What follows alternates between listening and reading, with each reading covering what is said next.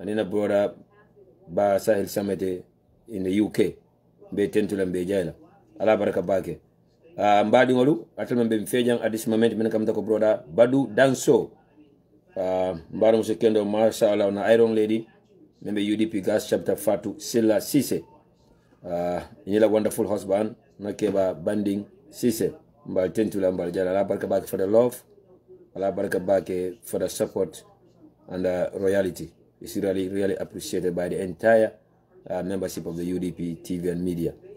And that reminds me about my wonderful sister Solfanam, men come to go Aminata Bakani, Afanambe Gas chapter, and in Jabojang, Afanambe Gas chapter, another chairman ba Mafodi Cham, another Nomonyo, another PRO brother Yaya Sonko, another deputy chairman Mfango Dingolo Modi, Mashallah, Saddam Sanya.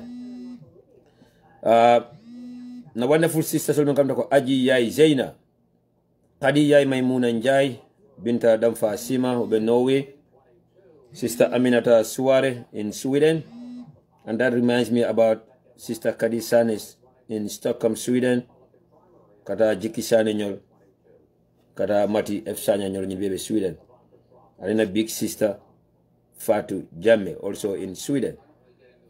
Brother Lamin Sise Mbafla Baraka Bake, and him come to go brother Buba Sane, and him Mams Kamara Lai. Thank you. Buba Sane, once again, thank you. Abdul BK Tambajang, and him come to go Salik S. Ndau. Once again, Sister Aminata Suare in Sweden, thank you. We love you, thank you. And him come to go Bintu Diba, Mbafle Fana Baraka Baki for your time. Thank you for joining. And in men come to go Fatima S. Ndau. Najiko Kunu Abala birthday celebrate come Fatima S. Ndau. If you are with us or wherever you might be, we are saying happy belated birthday to you.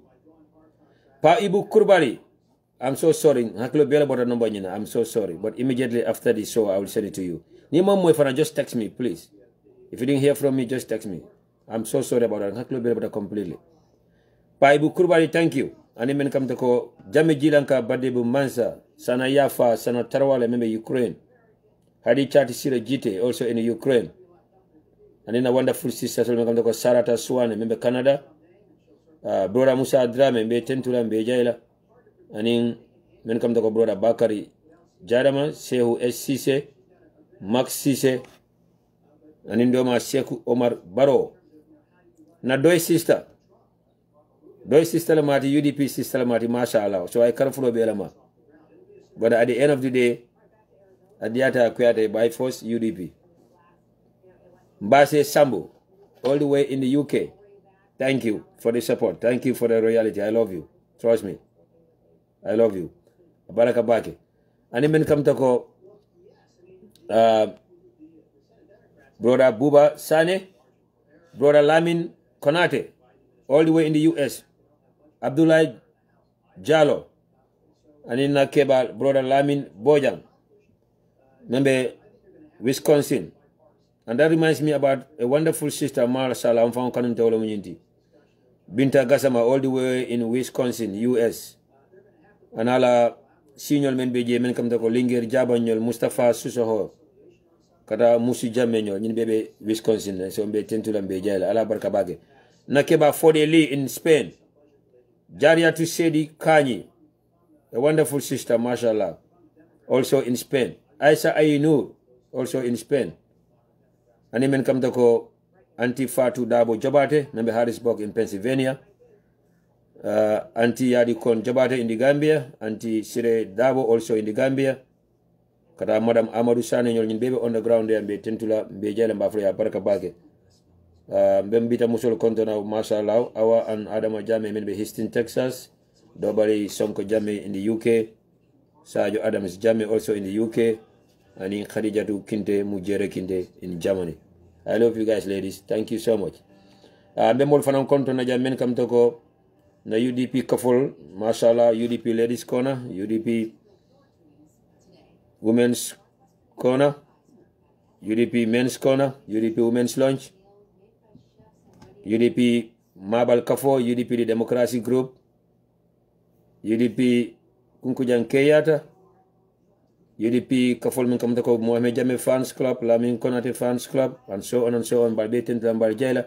Na chapter sol membe Europe, mashallah, Gas chapter, Spain chapter, Finland chapter, Norway, Sweden, Italy, the Dubai chapter, Denmark chapter, the Angola chapter, UDP Soninkara group, the membership of all these groups, across the United States, Seattle, New York, Wisconsin, Minnesota, Tennessee, Texas, Maryland, Ohio, Michigan, being be contona, ila nyaton ko anila kafudingol, mbafla la barka baka, for a job well done.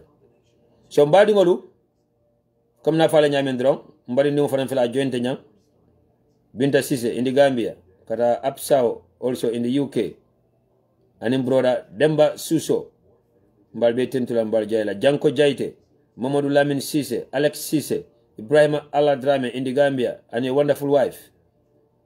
Bakseka in Denmark, Mandi Mane, Rumni Jabi, Mfamato Malamoti, mashallah. Ababakar Mane, brother Seku Danso, Mandi Morise, and in brother Lamin Sise. Baba Njai, Bafana Baraka Bake, Seni Mane, Seni Ismail Seni, and in come to go Esa Bakar Njai, aka Bakar Njai Murohi Malik Lo. Bemol Faran Kontona men come to go Nakeba. Musa Toure membe France, Youssoufa Diarra membe Italy, Doudou Sankonyol, brother Noa Fofana. So mbe mobe kontone itola ani ikonton dimala nta tol be falano but mashallah nyabe menna mbafle be abarka bake. Ibrahim Suso is also in Angola. That means UDP Angola chapter mol be jam. Ala barka bake. To the entire membership kanon tol mbe be yembe tentu mbe jara.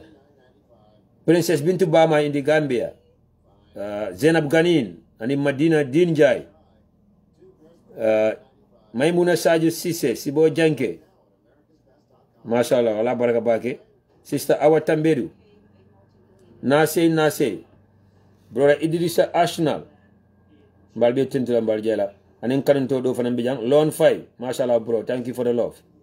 Barfala be ko Allah baraka bake. Assalamu alaikum atel badin Gambian kolu, atel badin Lamoy lalu, atel badin Jiber lalu, and many along kalmina nyin kacha Jiber later on. Mbal welcome to the open line discussion sorting kamen sota lejang on UDP TV and Media.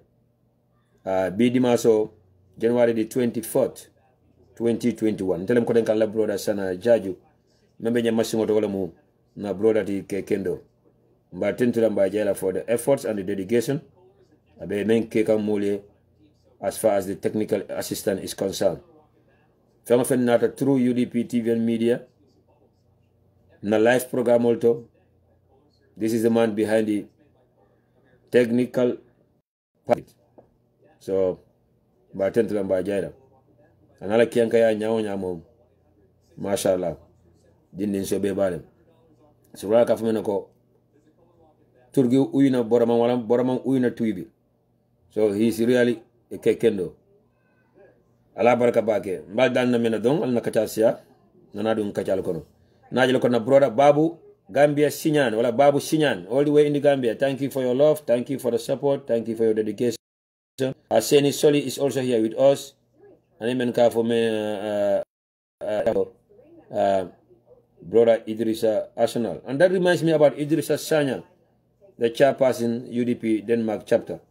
Anala ka fodi won men kam dako Bakseka kata aji ya zena nyol and men bebe Denmark ba fala ko ala baraka bake mbadi wol bi na kacha dabe kalam menti dani be laynol yelela pulu kol salule kolal yedum anim dani be audio dol play la le jam nen topic frale natale jam men yalon ko i topicol meta kacha la le. But every day, kuma kutola ka fintine kono. Evidence will be finde kanan say, ani be kiksel kan kibaron menkang. Nimel la ta'ala salam. Nimel la fanan salam. But there's no doubt that every Gambian, every single individual can come to the conclusion that Barona le NPP wale drogo wora ya sama na banko kam pour kana drogo wa fikol kasara pour ka drogo bondi Gambia kata wa European marketol kono bita into detail why we say that there's no doubt Baro and his NPP are responsible for the drug that was smuggled into the country. Every single day, kukuru like a finti. Menka cool senyandi. Wamana kanyande, ida malfound be nyof tofala. Now most of them are pointing fingers at the president himself. Why did he allow himself to be so close to Silaba Samate? When the whole world knows Silaba Samate, Interpol even know who is Silaba Samate. When it comes to his involvement in drug dealings. So they are disappointed that the president allows Silaba to be close to him in front of cameras. Dunia Moriba Jeka. But it's unfortunately for them, they never knew that Kabikala Tenne. Kolbe wanyar la tenne. They never knew that Kolbe labana nyinela. Silaba Samate wayamra nung, akadiamu tole unin dinding olaya. Comme like kamuta ko Gambenol man kuning, Gambenol buka social media follow. Gambenol malo membe caring in the other part of the world. This is why ataralo camera nyatiringola, ataralo journalist nyatiringola, asida platform kala support declare for President Barrow. Speaking on top of his voice saying that I will use my last drop of blood to defend President Barrow. But they never expect that to be cool balabana 10. Alababole correct 10. Minale kafale how banta keta to involve nyum ko kono nyame. Chay way alala manso di way. Banta keta yako memborta. Dol ka bambora manka mankunda. Nkanyi kibar flow be sodole. I escaped nyame atata anin dol ko ya bondi poroto nyame ya samba manka mankunda. But banta keta abina to dundi nyum ko kono jimale asamananje. Another drug dealer who's working with President Barrow. In fact, he's an advisor to President Barrow. Another drug dealer. And he's an advisor to President Barrow. Wala banta keta samanang in the picture. Wala fawning banta keta tara poro to plukata yung continental receive. Thanks to the great people, thanks to the Gambia Dinkendol, many bela do kanyama. By informing NPP mulmentara container nying ta poroto, they make them understand that the normal procedure, you cannot just put on the landing documents that go nying fenkari lebe container kono don container na itani. The quantity, the materials yemen foko lebe container kono. Container be yella le yaji be fole beje. Bal container nyitelo ko sukuro. Monte sukuro mo se sukuro se gambenol si. Nyina mo be sukuro wala nyi sunkaro. Yitelo sukuro le beje. Also mbadi wolo mbe kachala deportation of Kuala Jang. Especially the latest agreement Yemen signed. We have seen the entire agreement. I've gone through it. Section fulale beje me njakale nato ko nyini ko manka deportation agreement nati why was section fulale beje. And I will share these documents on our page. You can go to UDP TV&MEDIA page or click on the page. I'll into details. I'll read. There is 2 sections there. That agreement has been signed by Aissatou Toure, the vice president, Mamadou Tangara as the foreign minister representing the Gambia government, and in Swedish Masakunda Fanana representative. Why are they focused on those 2 important sectors, and at the same time they are telling us that this is not a deportation agreement? It doesn't make sense. I'll go into detail and I will talk little about NPP ko la plano sai. Ebe aggressiveness in campaigning through our media houses. Ebe jara na media houses ola no nyadile pour que UDP debunk, que UDP la leadership debunk, and la blackmailing political eba kala UDP kanyame mboda manin kachala jane, and then la yele molye dunna. Ning aramisa tambela nal advice lako mbe Momodu Sabali sort la jane. Yes, that's the agreement between me and a member, and then I reached out to him this morning to remind him about the program, but I didn't see any reply from him yet, no feedback from him yet. In case during the middle or in the program, now get back to me, we'll have Momodu Sabali here on the line. I will also try to reach out to the chairman of Mansa Kongkong Area Council, Menkata Landin Bisane de Castle on the line here. Wala MC Cham Junior of GDC Mbatrala Pruko Faran Sorojang. It's going to be a tight program, but Mbatrala Kenyan Be Sorojani Alasonda. But then bit out of the draw, Mbafla ko al program on isia as much as you could at bading Gambian call. Mbadi ngolu mbekacha furla mem fana ja wala minti ko atel badi UDP call. Sympathizers and friends of the United Democratic Party. Surtout tell UDP call membe diaspora. Mbe makoro dani kan bundala mi alonko isulata makoro la bake within the party. Bundala mi alonko nyaaje mbe mitinol kala nyama itellamu. Bunda mi alonko nyaaje mbe happiness ni ambiance no kono itellamu. Bunda mi alonko I could or would refer to them as the most important sector or the most important branch of the United Democratic Party, menkata the security sector. Na security sector. Na funding call, musol ning call menke niyo put on the line. Kidi mantareable, documentable. But kana patio la leader protect. Patio la executive members all ke protect. Patio la leadership ke protect. And in party dingol ke protect. Nimbe bengla dawada wala nakafol be benta dawada wala UDP kul benta dawada. So mbedandiro ke kanjang on behalf of that security sector. On behalf of the leader of the security sector or the security team, pulka for UDP ko min be diaspora ko nimbunda be sularing de marola le menkata mobility la karola ana be kala moto clean wala moto fula ibe sura de ngolale dani be duna campaign ko proper. So far they have only one vehicle and that's what they are sharing among themselves.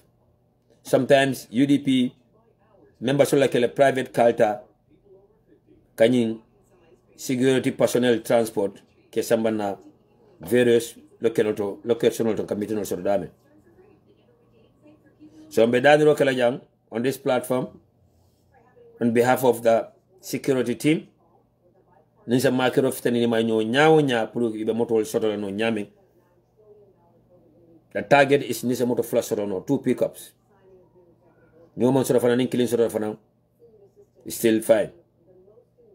Some time ago, now fundraising kajananung, UDP TV and media, pulka fund demanding race, kanyi mol makwe, but men not a race no water, among fencino, and a kabikodo bijana is intact, and a budu mamboje. But we still looking for more. This is a critical moment. It's an election year. Mbeko do or die. Mbeko lofo. Mbeko is never now. It is now or never. Mbeko naman benyi na tebe na korenge. Mbesho ntanyi nalo. So alam kana ke slogan kensengoti. Alam kana ke diamu kensengoti. Alna words will put into action. Yes, diaspora be dimirine.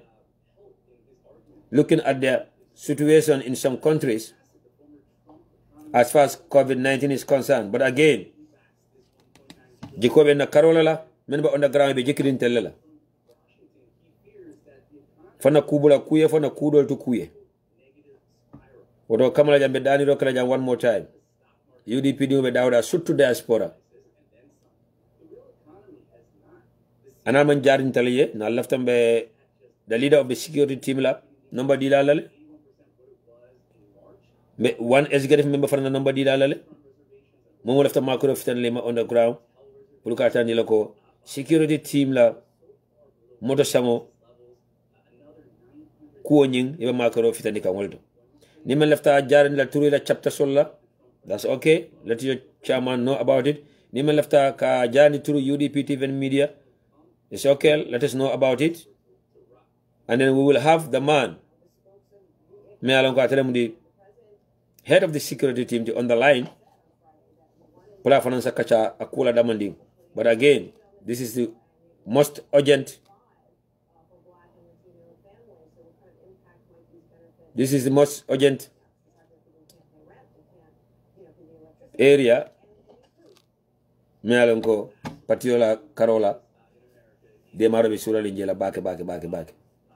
Also, the UDP will be reminder about the forthcoming fundraising show with the King of Kora, Jaliba Kwete, and in a Wonder Boy Solomon come to call ST Birkama Boyo, and in Jislu, and in a Jalikebado for the Melanka Bobolana Casamas. This is going to be the program of the year, the event of the year. Inshallah, February 27. All roads leads to the Independence Stadium. UDP will be in charge. UDP will paint KMC yellow. Alma na dunga kono kaira kono na finta kono kaira kono kwebeta true. Because mbe sabota kumoli moy kananak. Jamfa kumoli mbe moy kanabat inshallah Allah is in control. Ni mbe jamfa sinadro ya sinkudro niko ifan kana ifanja kono. So tikedo be wafi kanne.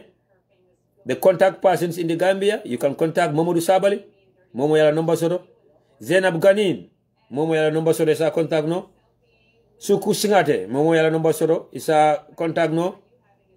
And anyone who wanna have their numbers also, you can get to me. If you wanna have the number for Momodu Sabali, pull ticket kuwa wala ni fundraising kuwa. Suku Singate, Zainab Ganin, I will give you their numbers. Pull be if itala no imanyame. Ni memfana after ticket osana through us. You can pass through us here on UDP TV&MEDIA. Ndalbe tiketo wa sanka nyame wala mu. Nka tiketo san through the fundraising committee na bulu. Mole be bulu jamanka tiketo distribute akadi molla. Many alanko UDP unkola muiti bulu me koben. We don't know who are they. We have no idea about them. We are not related to them. Balanka dila randomly molla many alanko lebe surala. Many alanko be suralen demano la pulu ibe fitala no stadium moto nyame. It's the same way na Kenya during the Congress nying mo beta asobio sana no mo beta Karol Jokela no. So we distributed T-shirt randomly to people men alanko melong puli ye T-shirt odundro yetara UDP uniform ko no dro puleta no Buva zone and yetara no Congress lado at Penchami Hall. So mo jama be T-shirt odun, this is how we distributed the T-shirt to them free of charge. Mashallah mena sister kendol kontona many alonga wala lotam feo bundato jarai fayinka of UDP student wing, and also at the PROT. I am voting for UDP 2021. Na sister kendo Maimuna Saji sise fana lotam feo karolale karana sister kendo awa tambe dunyon kamako ka tisaro distribute on the ground there for people many alonga bulo me kobe. So nyin tiketo fana lafta kala wala nyama ka tiketo nyin mole many alonga bulo me kobe and be lafta kata nyin so at the same time to raise fund for the party because in the election yala kono ntele be kodo raise la through legal means la UDP be kodo raise la through the right channels la UDP kodo raise la by organizing fundraising shows and seeking donation from Gambia Dinkendol and friends and sympathizers of the party. UDP ta drug container sambala na Gambia puluka kodo soroje. UDP ta drug wafla puluka kodo soroje. UDP ta Thai wafla puluka kodo soroje. UDP will not be involved in armed struggling puluka kodo soroje. UDP will not involve themselves in human trafficking puluka kodo soroje. We will do it through legal means or legal ways puluka kodo race na party. UDP do will be 1996 up to date. It's like a UDP balundi. UDP ka balu UDP do bala andum mbe ko continue wala be kala fo be dan mbe duna masa kunda ko ale nyinda masa kunda ko ane kabi UDP dingole be UDP balon la political carola UDP will be separated from the government. UDP will be UDP, but the Gambia government will be Gambia government, and the Gambia government will be there for all Gambians. And inshallah, the president in waiting, His Excellency Lawyer Ousainou Darboe, will be the president of all Gambians. All Gambians. For Mandinkola Mitibang, for Jola Mitibang, for Flora Mitibang, for Manjagole Mitibang, for Karoninkola Mitibang, for Jahan Kola Mitibang, for Sarah Holole Mitibang. Lawyer Darboe will be the president for all Gambians. For Muslim Ole Mitibang, for Ahmadiyya Muslim Ole Mitibang, for Christian Ole Mitibang, Anglican, Methodist, Baptist, UDP will be a government for all Gambians. So as far as we are concerned, Lawyer Ousainou Darboe will be the president for all Gambians. Afula le amul ako Gambia mama manding ko so wonde Gambia. Gambia mama ako so wonde Gambia not.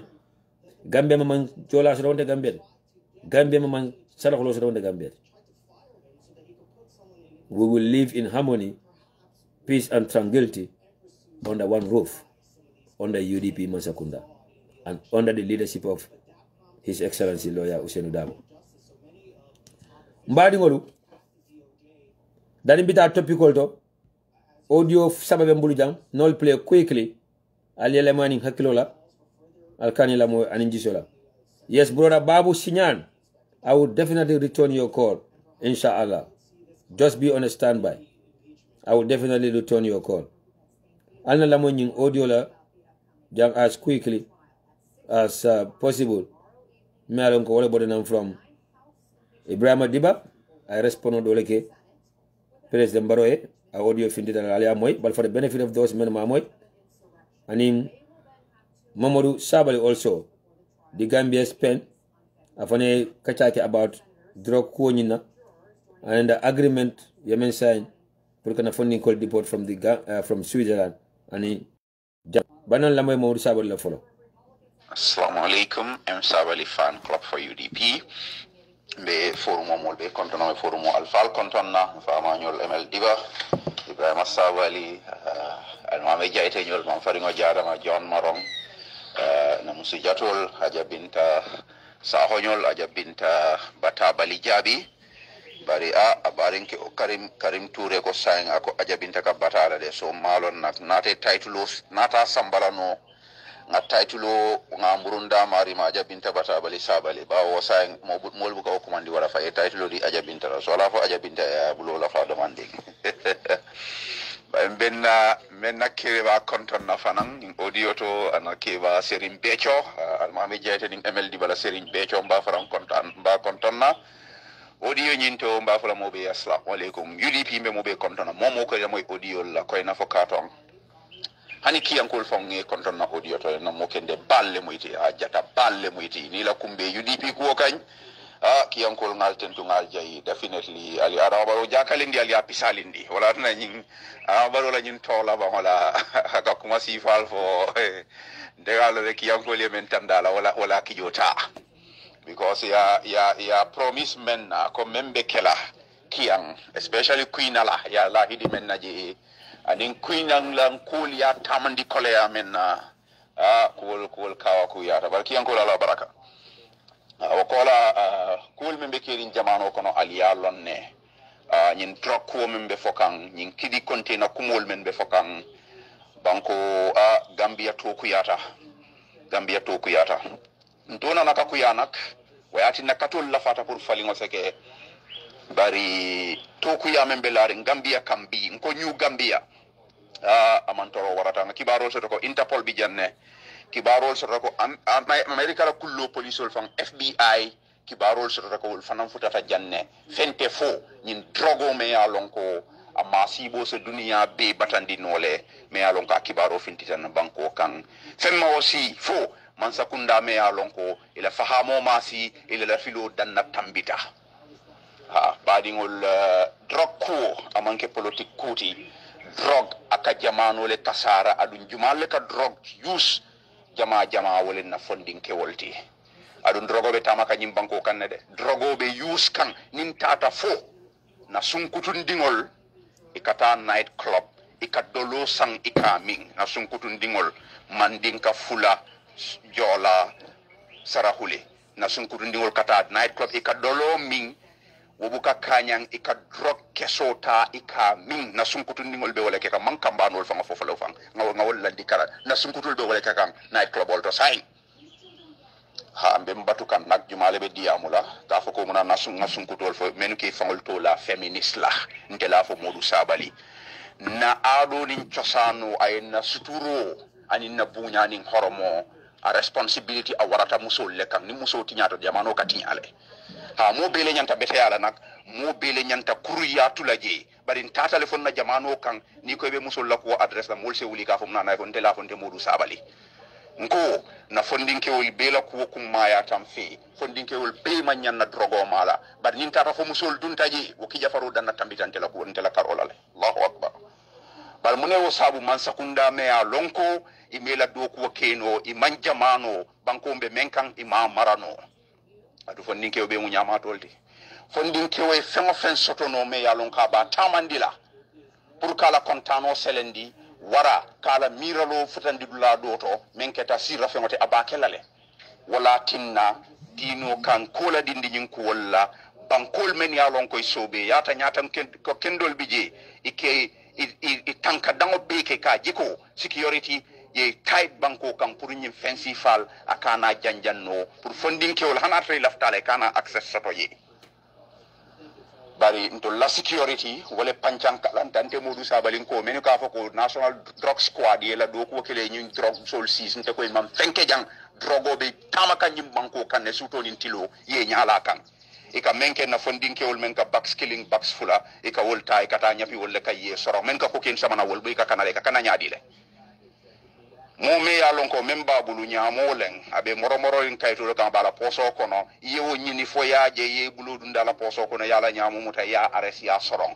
bari men ka ke kontina kono wol kakana muna tilinne be je ban sobe yara be ko to ban ndemo du sabalen ko National Drug Law Enforcement Agency i mantari la do ko ke kan aduna namon ke jo wala will hold them to account de la fonte mo du sabal badi ngol banko la ko bala fa warata jakalo warata adama barona la masakunda imam banko sambano ye banko sayindi ni mam pade pour ka sayindi ifanye woton tol nga wuli nganna kata ko lafa ni moli kacha UDP tolle majority ndele ko nin carte o fayta yim banko kam bi insha Allah UDP man sakunda le be sabatila on the dynamic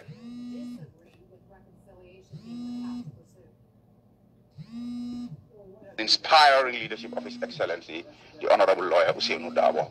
But in the majority SSCA, ngam fankanta ko fankanta kurto mone obuka fara because ada baru na la mansa kunda ya tendin na le jaharan ko imman lafi man nan yosoto pour quartier fayo men bina kela ase kenum tilingo kan ani seneya o tama se rosia tele kabri lota ila mid the people to platform woldo ko bantala banko mol nyanta na carte fayran kayto so fola barola minister solle afo I botaje o toto dron to mam bamfolo rami joina National People's Party NPP ila official ila executive member Banjul yata ke wole appoint IEC men be mararin carte fayola ko wala nyaton ko la no maron ko rami joina le keje muna ba ara baro aka fa wanyar ba kele bari alale fana mansino ha ngani yobu kanu adama baro man pare na carte fa ya tani silora bari konte Gambia dingol le nyanta wulla ke police de ke soja roti ntana son carte we na kar nyim banko kan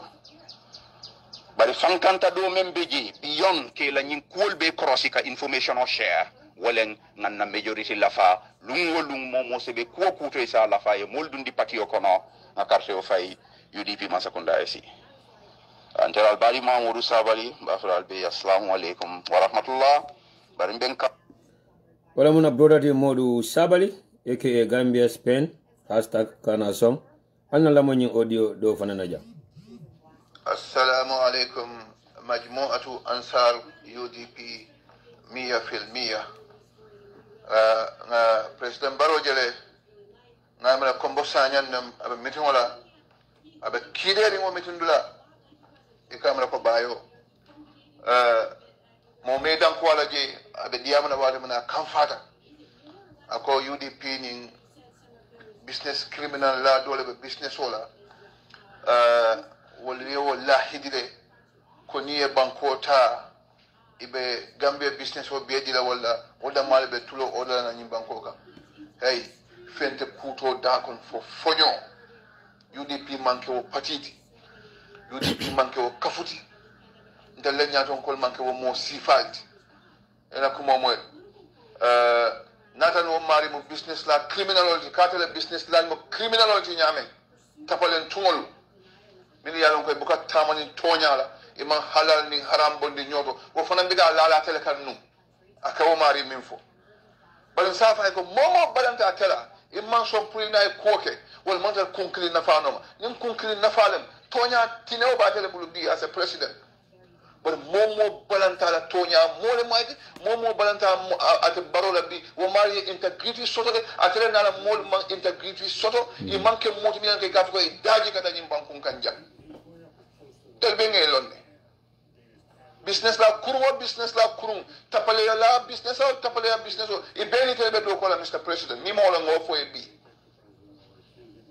itele lote jang imang fenke no la balwo ko no kabri ke president di man bungo lo no man kama kunda mo nya se bono bungo men fe ye bunjangol lo bi kabri e ninka e ko teri male alloy muna ni ne terima ame ma ko kabri ko kolya ko no wato mina e be foariya ko no wato mina ele moto ka pan e ke pousse amma moto sey amma bungo lo wato fekk de president wato min amari be femino lebulu amari ni be business kurwalla nteko o mari manke mo kendoti itero na be kolya ko no wato min e ka ma ko wato na da five pension wato min o teriya na fatala itele ya fonte e ko yettero apprécier millions de dollars wala kunu katambi molla bi millions wala bar malle da ko mola feren kon tabbe da ko molta e kam men be foten kaytol be bulle molle businessman ol promise ministerial position wala janne mol ba mol promise la ministerial position wala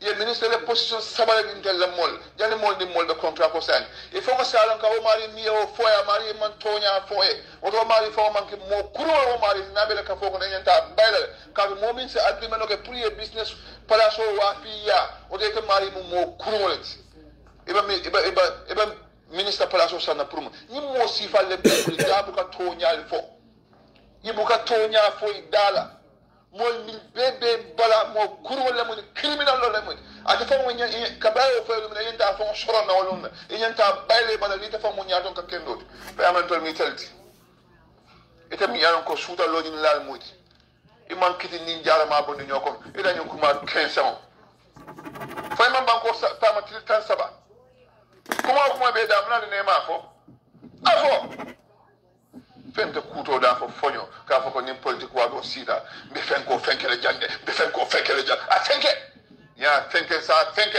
na fenke ja e de fen so be min fo la mole ja ni la to felta ila to complete Cairo kono yeta si state house ba way pare fela fen na jantol pare dala il fallait que fela fen na ni banko kam pare dala imam min fo do pare do fana fo la ya me sente si la dino kedi mbantio min kulusin kambo ko borondi ise felto a complete Cairo kono baro billahi wallahi ila man se aka Cairo kono ye pare idingo le sijan Cairo kono ye sijan hormo kono ye sijan bunya kono ni ko be tilmal yalla mo la jang hani mo wala ko sa sen kan nimbangu kan balum ka jere min kada ya jemme aborta jana nala dimbayal be ata singolo lo jam fo illa yawmiddin fani tonya tamata ya mena ko president ya sembo 50 to ibo wala tala katili mbali ya banku di wala jang ye mo kili may bulo la jang hani mu mo sa senga hormone mbunya min be ni moltema way continue de hormo ani mbunya min be ni moltema dunia makamo kana o tinya na ya tinya jam kelon sa fo mbe din ko kono jam do desilale ipele ko kula na kallale na ka wuli ka tebe fayda tilon kono ani tonya ban kudum le min tombo way be marala nyim bankola mo ke mo silandila no jam ban kudum le min tombo wala be tambila and ban kudum ko UDP ye wala je ye wala muta fenta bayla no mota bayla no mota stop la no IEC ta bayla no mota bayla no fenta bayla no ala la man sa baya toro be ni fan kan fan do men na jisuma ta ye min ni mistake ta fo ko ya ko ka jim banko ka jam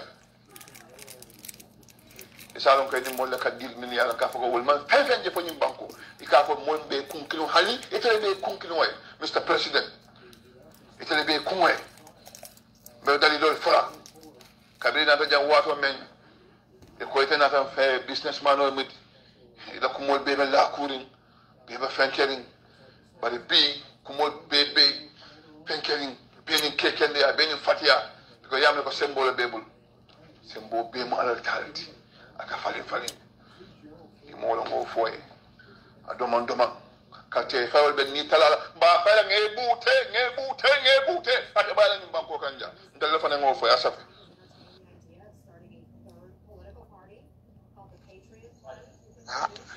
ya assalamu alaikum bali min sirimolo muso men dia muta kaitan dalla ko gambe dingol sunguru dingol kambande wala ala hakilo du baro la tisay tolto al kane dum ko tisay dol mu tisay de me alon ko mantra senare ala kuma kangonga support lende sajo njaay ndanga bu ko politique kuma fali aka kuma men fali aka to nyaala fali de ngan kali man so la man so me tawni bangota sa fen du baro bulu na man ke jalam batot yala nga fali ala si folo aka dingol 75 wala na nyim pala so so nyin dalilo atna baro man bala fasora ala madin kili mo me ya wuludi ngota 65 yen mala ka fo nyamen tubabu kangoto mo me ya di ngota abo sadati man ni ka kangoto sa fo no re nyam o mari asi momo bono sadati ni man sa ya baro ko bela bari ni man sa be jarra ko bela fana bara be ko bela fana so la ni man sa kono nde kun sa sajo ndele ka diam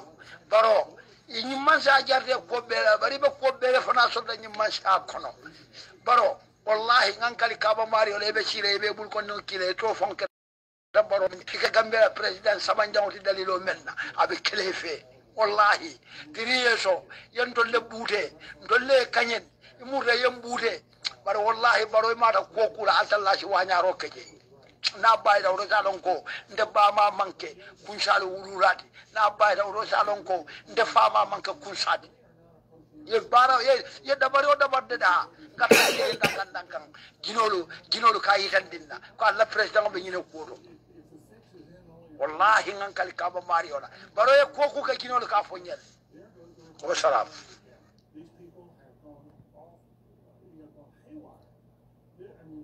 alhaketu mbadingol one more audio tanimbe kacha kumfal meduna kacha kono proper one more audio tinadum kacha kono proper.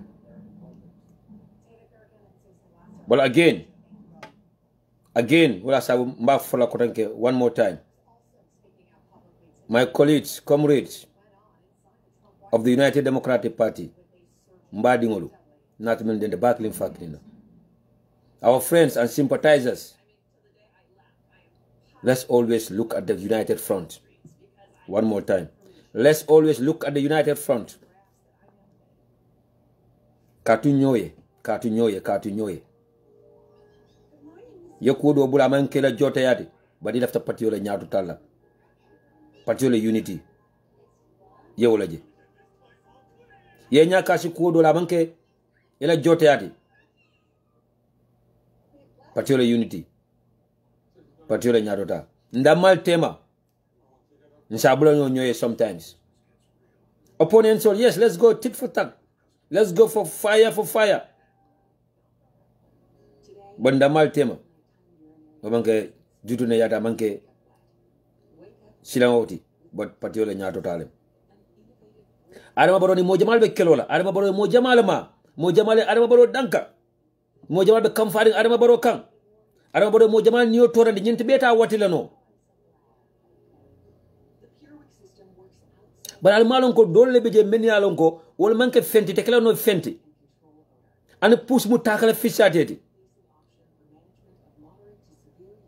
wala mina yemilin nyola yemilin adama barola pour que the mighty UDP kele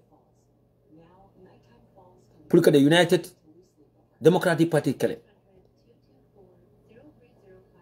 wala sabu ibe political party yolo lola le ana me na fa fenna ana te na fa la fenna ani la kasarol be dunnaje wala be lusule depositol fon la le party yolo be gambele men yalla ngo wala candidacy o lota election la wato wade la deposit fon ta soto la.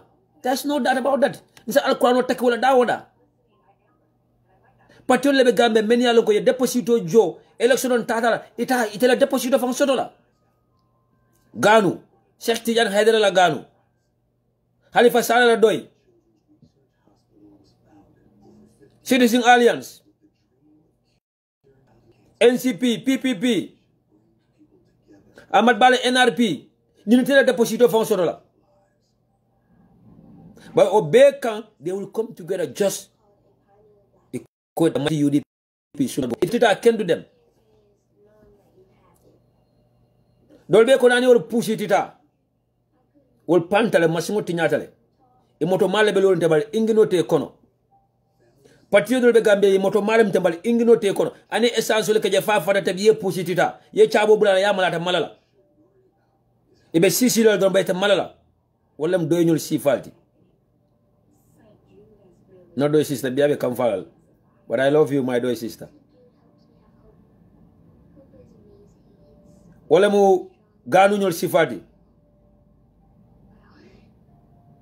wala mu NRP ñol sifalti. But itolo ko itita kenen du dem ñom duñ dunda kenen wota dunda ñom ñi ci life support kenen tam dafa wara dé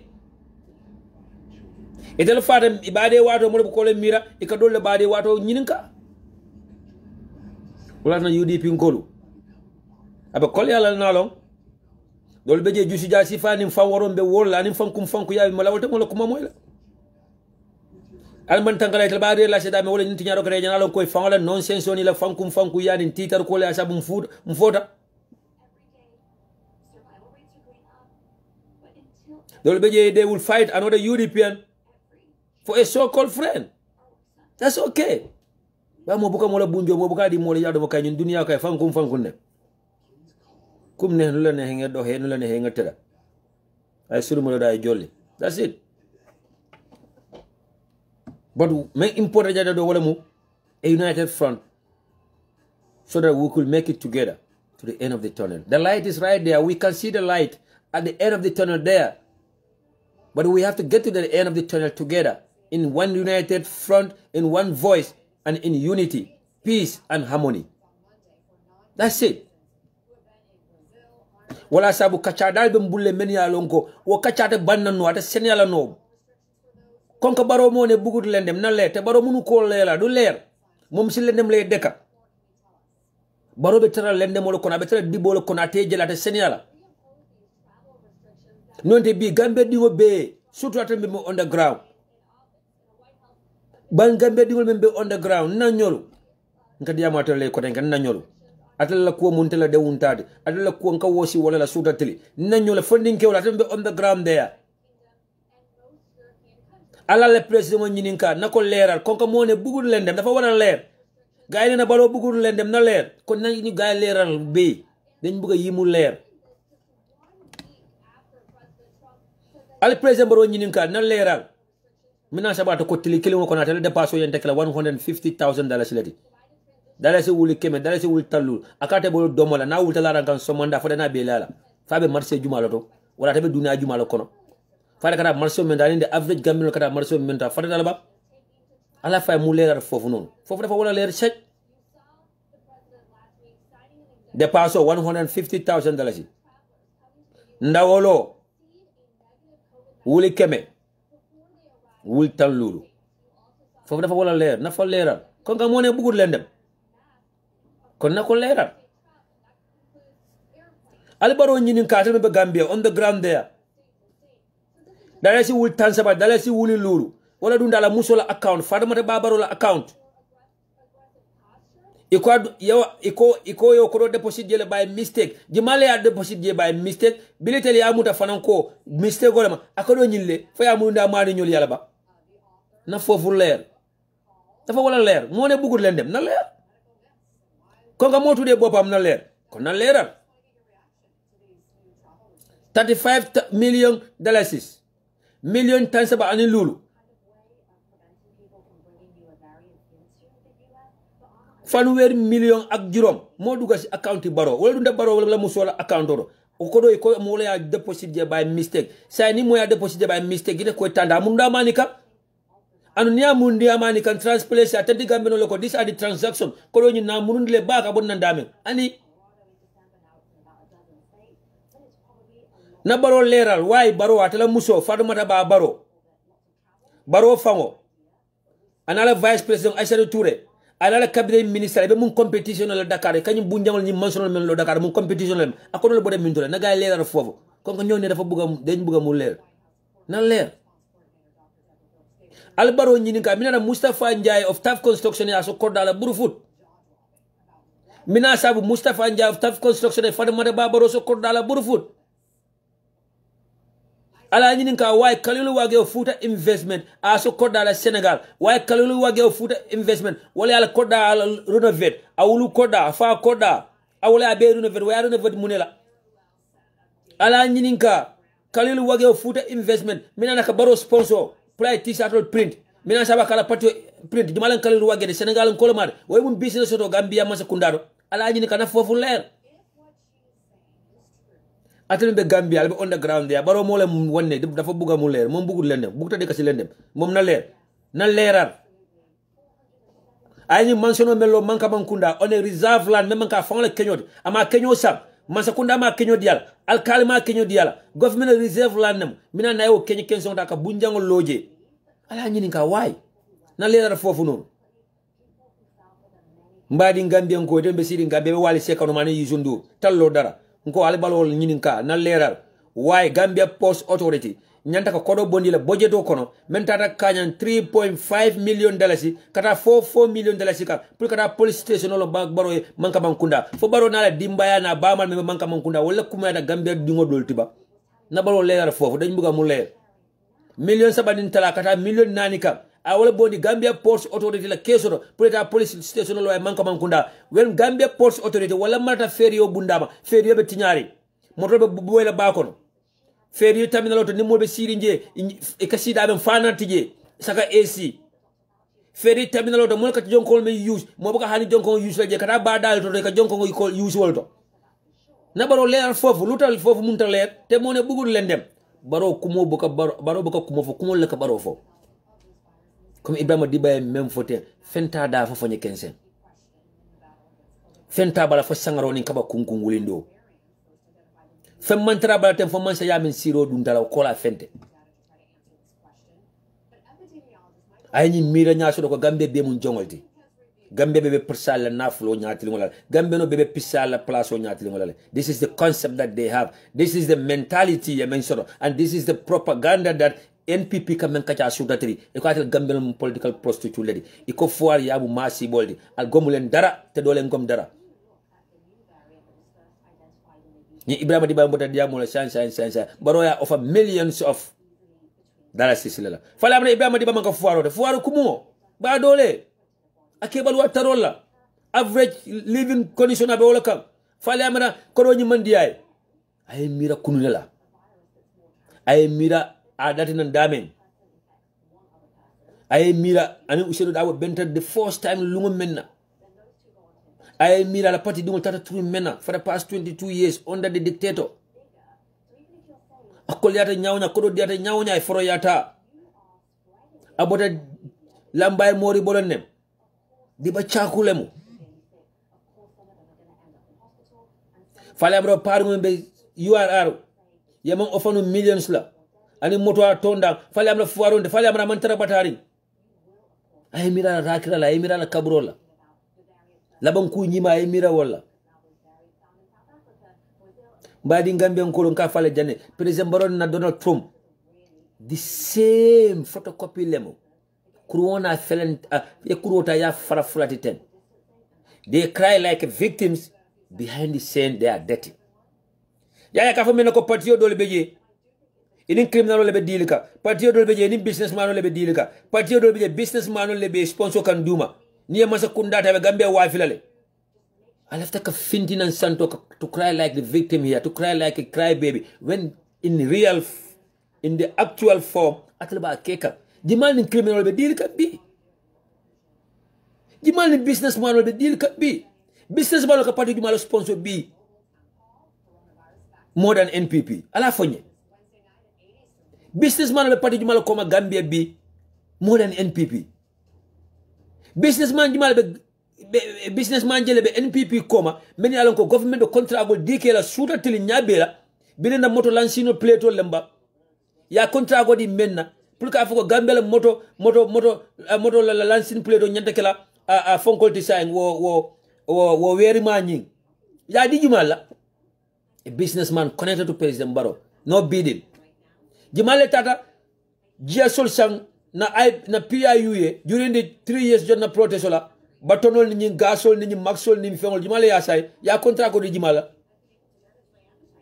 a businessman connected to President Barrow na la mall, a businessman connected to Maburi Njai, the current Minister of Finance. Jimalem Kalilu Wageti, Jimalem Abubakar Jawrati, Jimalem Seku Baroti, Jimalem Hadim Gati, Jimalem Silaba Samateti, Jimalem that Mr. Tureti, mentam security port, men be kodo nyininka ka molbul at our airport. Jimatam Star FMT, Jimatam King FMT, Jimatamu QTVT. Need Ben President Barrow deal ka. Need Ben President Barrow business partner solid. Need Ben NPP sponsor kan. In terms of cash and kind. Eden be Gambia. Al President Barrow nyininka konga mone dafa buga mu leer bugul mu len dem ala nyininka the report of the Janneh Commission, the fair implementation of the Janneh Commission report, why some few people are banned, some few people are free. Janneh Commission ya jamela bagasol bail of cease, ya jamela property sol bail is frozen, more than 87 banks account, more than 132 landed properties kodo yala wanted only ye be free ndi say ya jamel kenyol ya jamel kodal ya jamel material iba talala nyotema wole ba wafila nyoma at a very cheap rate na fofuler why Janneh Commission Tariq Musa banned for life to do business with Gambia government? Why Tariq Musa is free? Why Tariq Musa is holding our diplomatic passport? Ala nyini ka wala na fofuler na leer dafa wara leer yaani dafa wara leer Barrow na leer Gambe ni buka tu sa mu len dem ngañ buga mu leer na kuram bi taka 24/7 al president Barrow ñini ka way Janneh Commission ye ba Rambo Jatta la code dal sisila Rambo Jatta la properties are frozen. Why Rambo Jatta is working freely an kabi ngo ala ñini ka why chief protocol officer Alhaji Cisse is still a protocol officer at State House when he should be facing justice. Fofu dafa wara leer ala ñini ka why Moru Sabali is the only victim of Janneh Commission. Fofu dafa wara leer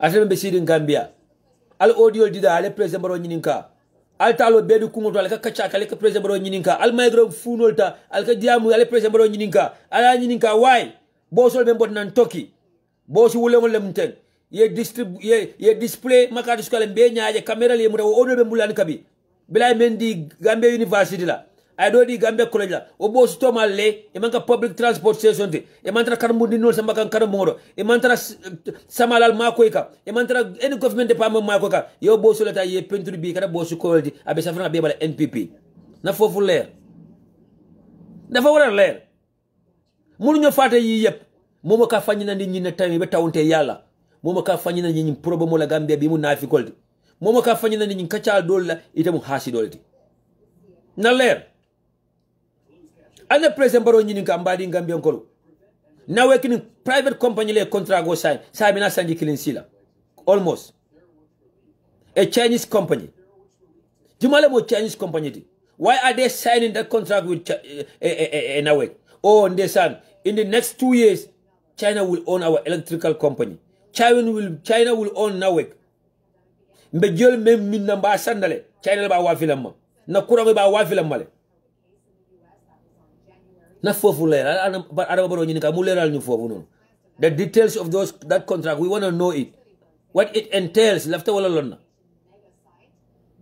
Adama Barrow ñi ka why Aliou Conte the Gambian businessman based in Congo Kinshasa wala Congo Brazzaville why is he so interested in Gamtel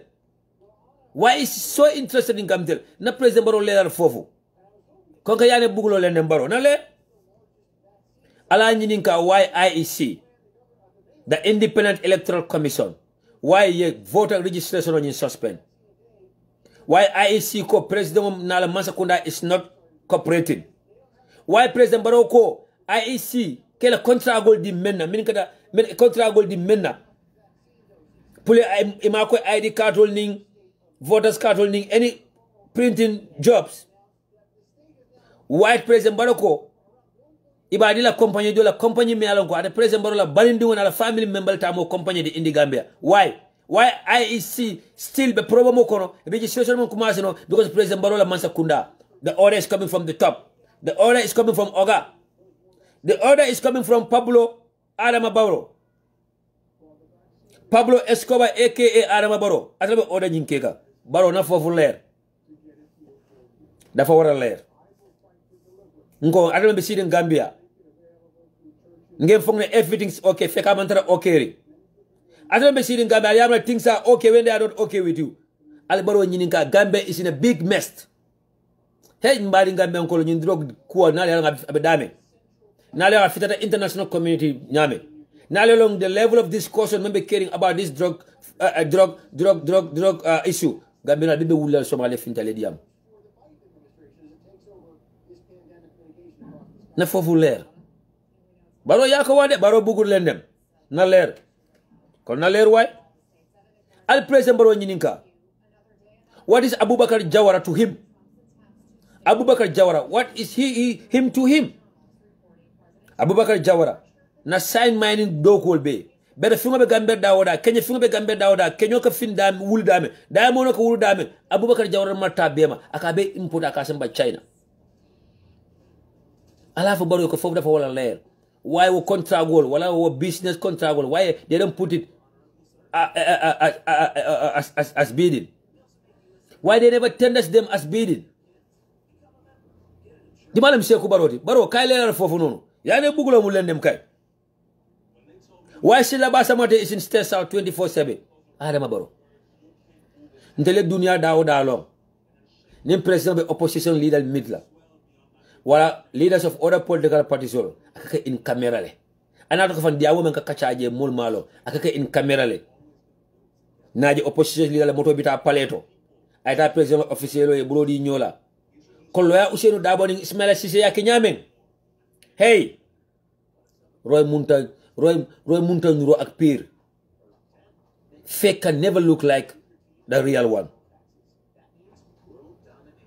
Anytime Lord have a meet with another opposition leader, he calculate in front of the camera. Dunia Beaje ko, so leader of so party, visited so leader of so party. Adama Barrow danga buga ngalera no. Why OJ Jallow na mina state house akana state house after midnight? Why OJ Jallow na bilu na state house alkadu ni tax solo kono? Albukale fu ngoli alko OJ Jallow is visiting state house. Kon dafa lendem. Ika fenga sudo kono. Midnight. Nindi ngoli la. Fofu lerot. Am na lu fa leen dem nko Adama Barrow ñininka Halifa Sallah din Sidia Jare kam nekk state house on a daily basis and abaka ka normal timing la abaka ka job time la peak hours akaka wala la ala ñininka fofu dafa wala leer am na lu fa leen dem kon ka yaane buguloo leen dem Adama Barrow wallahi Adama Barrow lu nga wala leeral bari na leer mbadi Gambian kol nyimbe sambala na topic ko to men kada de drug scandal topic nyinto masala an kabi alhamdulillah mbadi Gambian kol mu ngi leer ndanka te dina leer ci sobe yalla kon ko mo ne bugul len dem na leer yalla mu ñoo jappalentel mbadi Gambian kol ala bem fe to nya bem fe abe senya kan clean ana be continuer tare ku fula wala be jam kufula wolbe jam damante o manke mbadi Gambia ko nyana le blow lal kundale wuri as long as na luwa bunda mon lo na dibitol mon wuli ye Adama Barrow impeach ya bonde as soon as possible na future banko future tala na funding kol sama alfal future tela because Adama Barrow yenyi men da muta tanga tabula wala ka kidol sambana na bankol kan anen drug itabula is the fastest way of making money and ibe millions of dollars solano adam malato billions of dollars iba solano in business flodo wala kido anen drug eden be Gambia na fayal no ko nyin drug men nata Gambia is 4.5 billion dollars ma fa million de chianko ba chianko de ka million ni billion jahasala ma fa million ko billion billion nane anin tala billion nane anin tala na ide be Gambia Adama Barrow drug ko dundi banko kono wo be kana mu jellal lola no o nyanta leptal jellal lola kidol men kana na bankol kan in the name of Abubakar Jawara billions si ko foten ni tara dollar la millions Adama Barrow da monte ma impeach ya bondi na kana fita carte faro Gambia mom feature soto na sama alfal na funding kewlu ya mom feature soto mbadi Gambia ko ite be sidi nje ngadi amitele ko denke sila basa mate wala nit ñi men idea nata pour que drug business o commencer wit Adama Barrow ali la mani hakilo la ya mba fala ko denke ala safe insha Allah wande alba fala ko denke sila basa mate ko dunia be alo nyamen and as usual adaji ko mo wolati ate abra dunia be danda dunia le wala there will be nothing like kontibo saya kola maybe atama mbili finyi na ka foko kaburo kono ibe bara quarter la jele ate abra maybe dunia mu wala fe to do balwoni sa no ni fara don da set wala sabu bilata la funding ke ya fo sabe asiyo mendo ate kukuru ngo wala mu duro ko wafo scamming ana kana juma la scam foirol anyon Gambian foirol men yela kodal wafi yela sanol wafi yela dulal tinya pour di ngol yeta tubabu ako di ngol leta ke scam abe number falina ko nyepeto ni akol ni number la ni lokungo mbemene ko ne bi dimaso ya call next dimaso ito o number leta sotola ani bi ala Gambian number ni akol bi ni dimaso so next dimaso ni akol number kilo leta sotola so bawo sila basa mo data la balo mo ñinati ko bani ala temaji but we will never allow and we will never sit down and idle seeing an irresponsible individual like sila basa mo da ay na mo la banko totinya ay na banko tinya ay bank Gambeni banko dol sobi ni ñola sila basa mo la ñu ay de sama nam president Barrow pour que drogue wafi anika ka de Barrow dundi drug business ko no. The fastest way Kakoro make, the fastest way to get rich, of course, Nimen Hadumeta. You could million ebola sola. You will not even look at the consequences of it. Itaji bela soma minebekela disadvantage indi. Abe backfire ke nyameto wori la wala. Itaka menje dro wala kodo nyinga ina. Bao Adama Barrow yama dunia be mwedi. I idea accept from Silla Basamate and they start their phone call at all. Ela program solo. Sila basa mo de dio na sawo Adama be business kala with President Barrow. Barrow amang haji aya idea fitande ala mo mamen kata Siaka Jatta di. Yara fan Siaka Jatta fana ala entire life I menke Europe na man ka drug wa fodi abang tara fena nung Europe. Fani do ku fula nyawde nata mem moy won jël telephone kono kan bi yu kaka mori yalla fanan kanu ale mako if anyone can also confirm this iko Siaka Jatta ka mori yalla fanan kanu bila be num France so yalla fan Siaka Jatta fana mu France di ngolti ay France kay do sodole when he was in France Siaka Jatta is the one who knew Banta Keita. Siaka Jatta tele Banta Keita lo when they were in France they were doing the same job. They were both involved in this drug case, a drug war. Siaka Jatta atele Banta Keita introduced to President Barrow.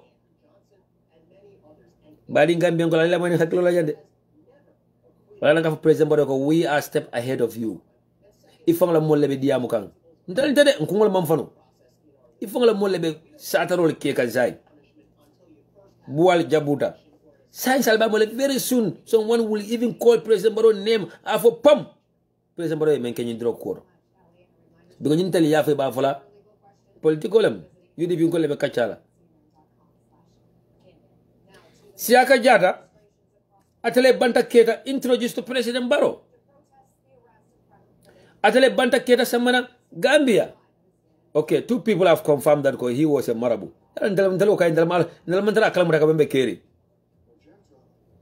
It's my source today who told me this. Kwabe moriala nung na drug wafoke ni param be sharing wala maketo suloda aka moria fanan keje bante Gambia membe nung France men kata moriala saka jata ya wala ndama saka jata bi nde wala bilem ba momi alon ko fana men kanyum politiko te fa malu nyawonya bali fana ko nyinga drog la waf nyi mun drog waf la lede ikata akoy morol mun dikata ya yalla ni mo dew tan desane ka finkile bu keje kan da duda nyawonya na drog di la lo ngata ko adisen ta ka ko morol mun dikata mori ala ya ni mo be dew ni naka bu keje so siaka jata bilaye banta keta samana Gambia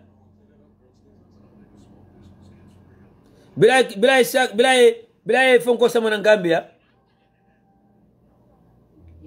banta keta samana Gambia ka introduce to the Barrow team and President Barrow himself ya commencé ka lunde politiko kono and someone told me that ko banta keta was part of the tour Barrow la ñi mid people to barol nying political campaign abodala iko dula do be banka keta jejele he was part of the tour but yala fa what time o bili sila basa mo tay idea samba na Barrow ya Barrow sonta business ola yalon ko is a very dangerous and risky business that men nyanta involve la ko ko endek la multi men yalon ko they know the way, they know the market, they know the transaction, they have ideas about how it works. Watamole siaka jade nyim banta keta samana alonko he was a one-time comrade to him. They were both involved in drug dealing and banta keta fara know about drug ya samana nyine mun tole fere dum baleti de alialan the reason why e man silla ba samoto toka kayto nyimbala as the owner wala men nyanta tala porodo kata receive because silla ba samoto to siwta nyame a to farmasa nyame mobi ala drug dealing men lo. That's the time that Siaka Jata banta keta to di ba banta keta mba deri da mol malong ato man farmasa Gambia and what Siaka Jata itana tokala no je because ade mum advisor to the president ade mum public servant ade mum masa kundala kon anu president Barrow yale nyama mayo toke. So this is the time that the banta keta toke landing paper solo nyin bala pour ñu drogo fitana Gambia atebita poro do kata receive atebita poro do ka normal transaction nyin tamani pour la container. So during the time that me alanko Siaka Jata banta keta introduced to the president, the first thing the recommendation mendi wala mo pour le diplomatic passport dia what time le diplomatic passport ya nyamoto dida approved by the president ya reñi banta ketala. So te beñi political toben bela ten e beñi mitino men bela nun ten e beñi personal attack men ten e beñi kuma ba focus men ten itro time italian no ko what was transaction and what is transpiring behind the scene and they know that ko container ba arafela Gambia te mela men ko ndro ko le mina. So according to the post documents Yementan ni mola wale ko sukuro lebe container nyi kono food stuff, food commodities, grocery fong lebe ji. But I think one of the experienced individual working at the Gambia Post Authority, waya container nyi na route le jibe, container nyi na route, wale ma abod na bankol menka, atambita bankol menna. Alon ko mostly sukuro na mina Gambia, alila mani hatoloja. Alon ko sukuro na mina Gambia. Mano foreigner ni mina Gambia ibukata wo silola wala manka dulade mel ko gambe ka sukro import je wala business man ko sukro import je wala faru ñol ni manol ten way sukuru container be bolana Ecuador why sukuru container bolana Ecuador why sukuru container have to go through Turkey Switzerland Holland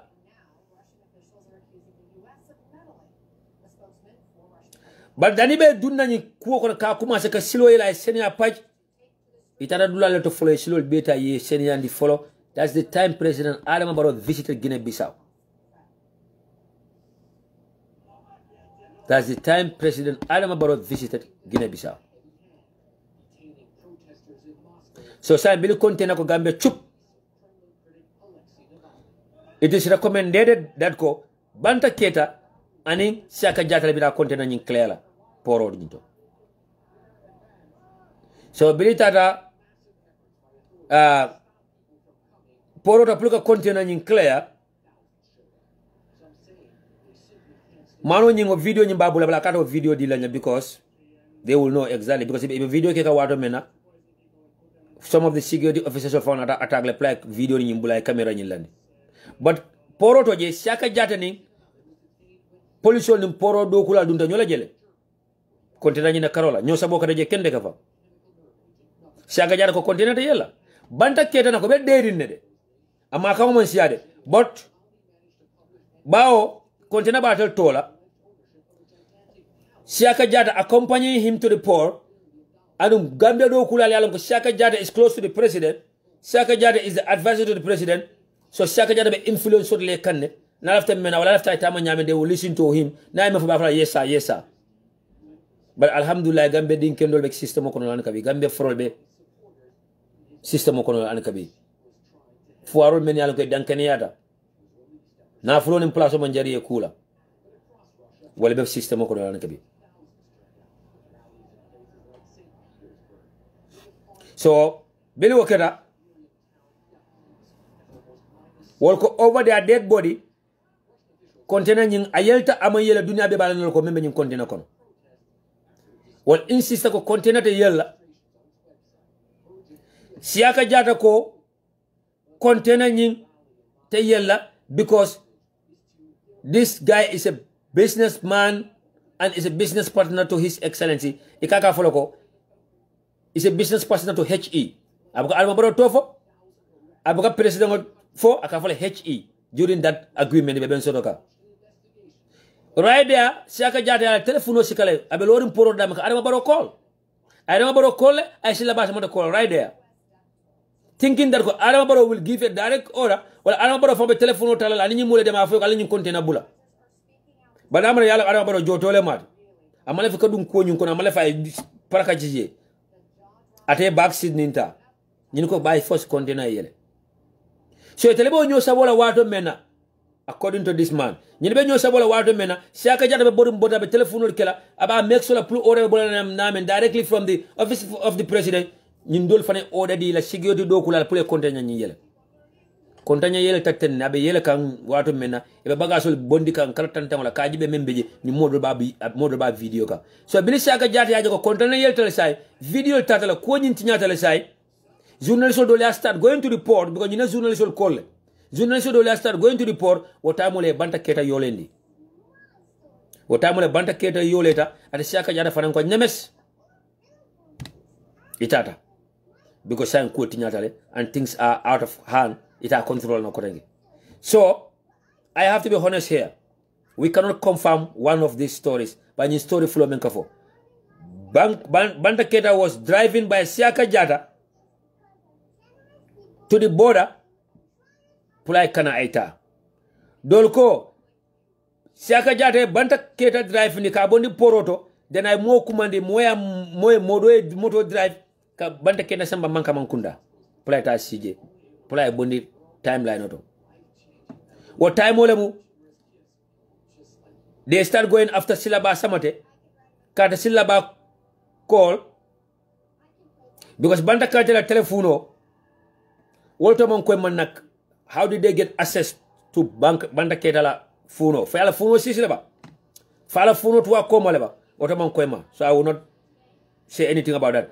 But Banta Keta telephone records shows that ko ala most contact person aka men contact ani men kadiam almost 6 times in a day was silaba samate. So time dara silaba confrontem fana o be nak nyim siaka jara o bal kata ko try kam pulka security sojarol nim police la do ko fam stop pulka da fila silaba samate fanga ya. Maybe at time the way things work fana during the time of Yajame abe kala wala nyama fana baro koto because Yajame jamano fa ani sojar kililo da diamu dafa moma hanyika kuge dani kubara famba fitali Yajame mafa sojar da mafa ko nyintali ye control. So I'm also know this time around. So I believe that sila basa mo de fana ya sila basa mo de fana ya nyin ka nyi manola kola sila basa mo de follow ka do ada fo ko mandia and then sila basa mo de start saying that ko fataman raisro ka diama tero ya diata nyamamba I raisro na tero diama more than 1,000 times on the phone. So why are they questioning him? Dimala mu banda keda ani banda kaita minasoro why ani banda kenta ka diama more than 6 different times local. So time all some of the security officers also want to conduct a search in Sila's Basamat premises. Right there, Sila Basamat for a telephone was sika. I president will call directly and Adiamuda about member Keri. What time will Aramarona, Sila Bana, Bonyo Lialonko, Masibo Ketale, Kulo, Wanyata Tina Roketa. So you bonta, Jota Kola no Korenge. Sound the only thing Aramaro Bemenka no Wolamu. I tie a bogus tax force taka form. Gambia taxpayers only will Joe Kotenge, will Fanaya Harijo de Mokotenge, in fake report, in bogus report, ye Kula Ninka. Some question of a diamond bading Gambian Kolo, and the Mobian in a Kachala, Sutu Atel Gambianol. Now, political leaders, they need to reach out to the international community. Now, deputy, they need to write to the international community. Now, activists, they need to contact the international community. Drogo Meloka, sister sign, Abe Bulu, Abe Lari Mintula, Nabe Kalam Mintula, Nabe Yeman and Yadile, Wala Manana Yeman. I enter Malalale. In an open field, ya karsino bonga ya gaso bonga ya mala na ay mala fay munku mobi aju ka munkutal and femanya na mankila memboda porodo membe do ko la porodo they have the record. This man told me that the paperworks are there a copy tela be mol bulle. They know the quantity, they know the number of tons, they know the number of bags and clean na mankita je balonal and ni tata ni ba jani la fana ente jani la dami yanta kontila ya lonko the exact quantity yaba muta container nyuko exact quantity yol samana iba janika. So Gambia bela focus enta kala nyina to sai ndesan ni mano fana la bada ndala naka konyoko you guys should start writing to the international community for them to get involved pro drogo mi alon ko ya sis abe fengala no nyaadile abe jani la no nyaadile ala jani under control bawo fana ya fon tele abe jikiri tele ndefa be jikiri ngatelle. It's a collective team. Let's all of us do what is necessary. Pulka make sure that Adam Baron Ala Mall contribute nyama and for them to take the full responsibility of this drug scandal maybe carrying Gambia. And it's not only the drug. We are more particular about the drug, but I think the container melanko wala dunta before drug obe dunna. Yalang Abubakar Jawara yara fa meta adundi la bila bodo force wono do men chow shara yara fa kola wo meta adundi la abadundi kana suta tili hey Allahu akbar. So sign NPP ngolu they cannot ite function yana no nyinto ata koila no jiola membo na koila, so they immediately want to go to their dirty politic menkada politic of blackmailing, politic of personal attack, politic of lying through the media houses. Many alanko ye COVID-19 ko di wala mba wuli afla le jam ko tenke men tere mu wol multi fine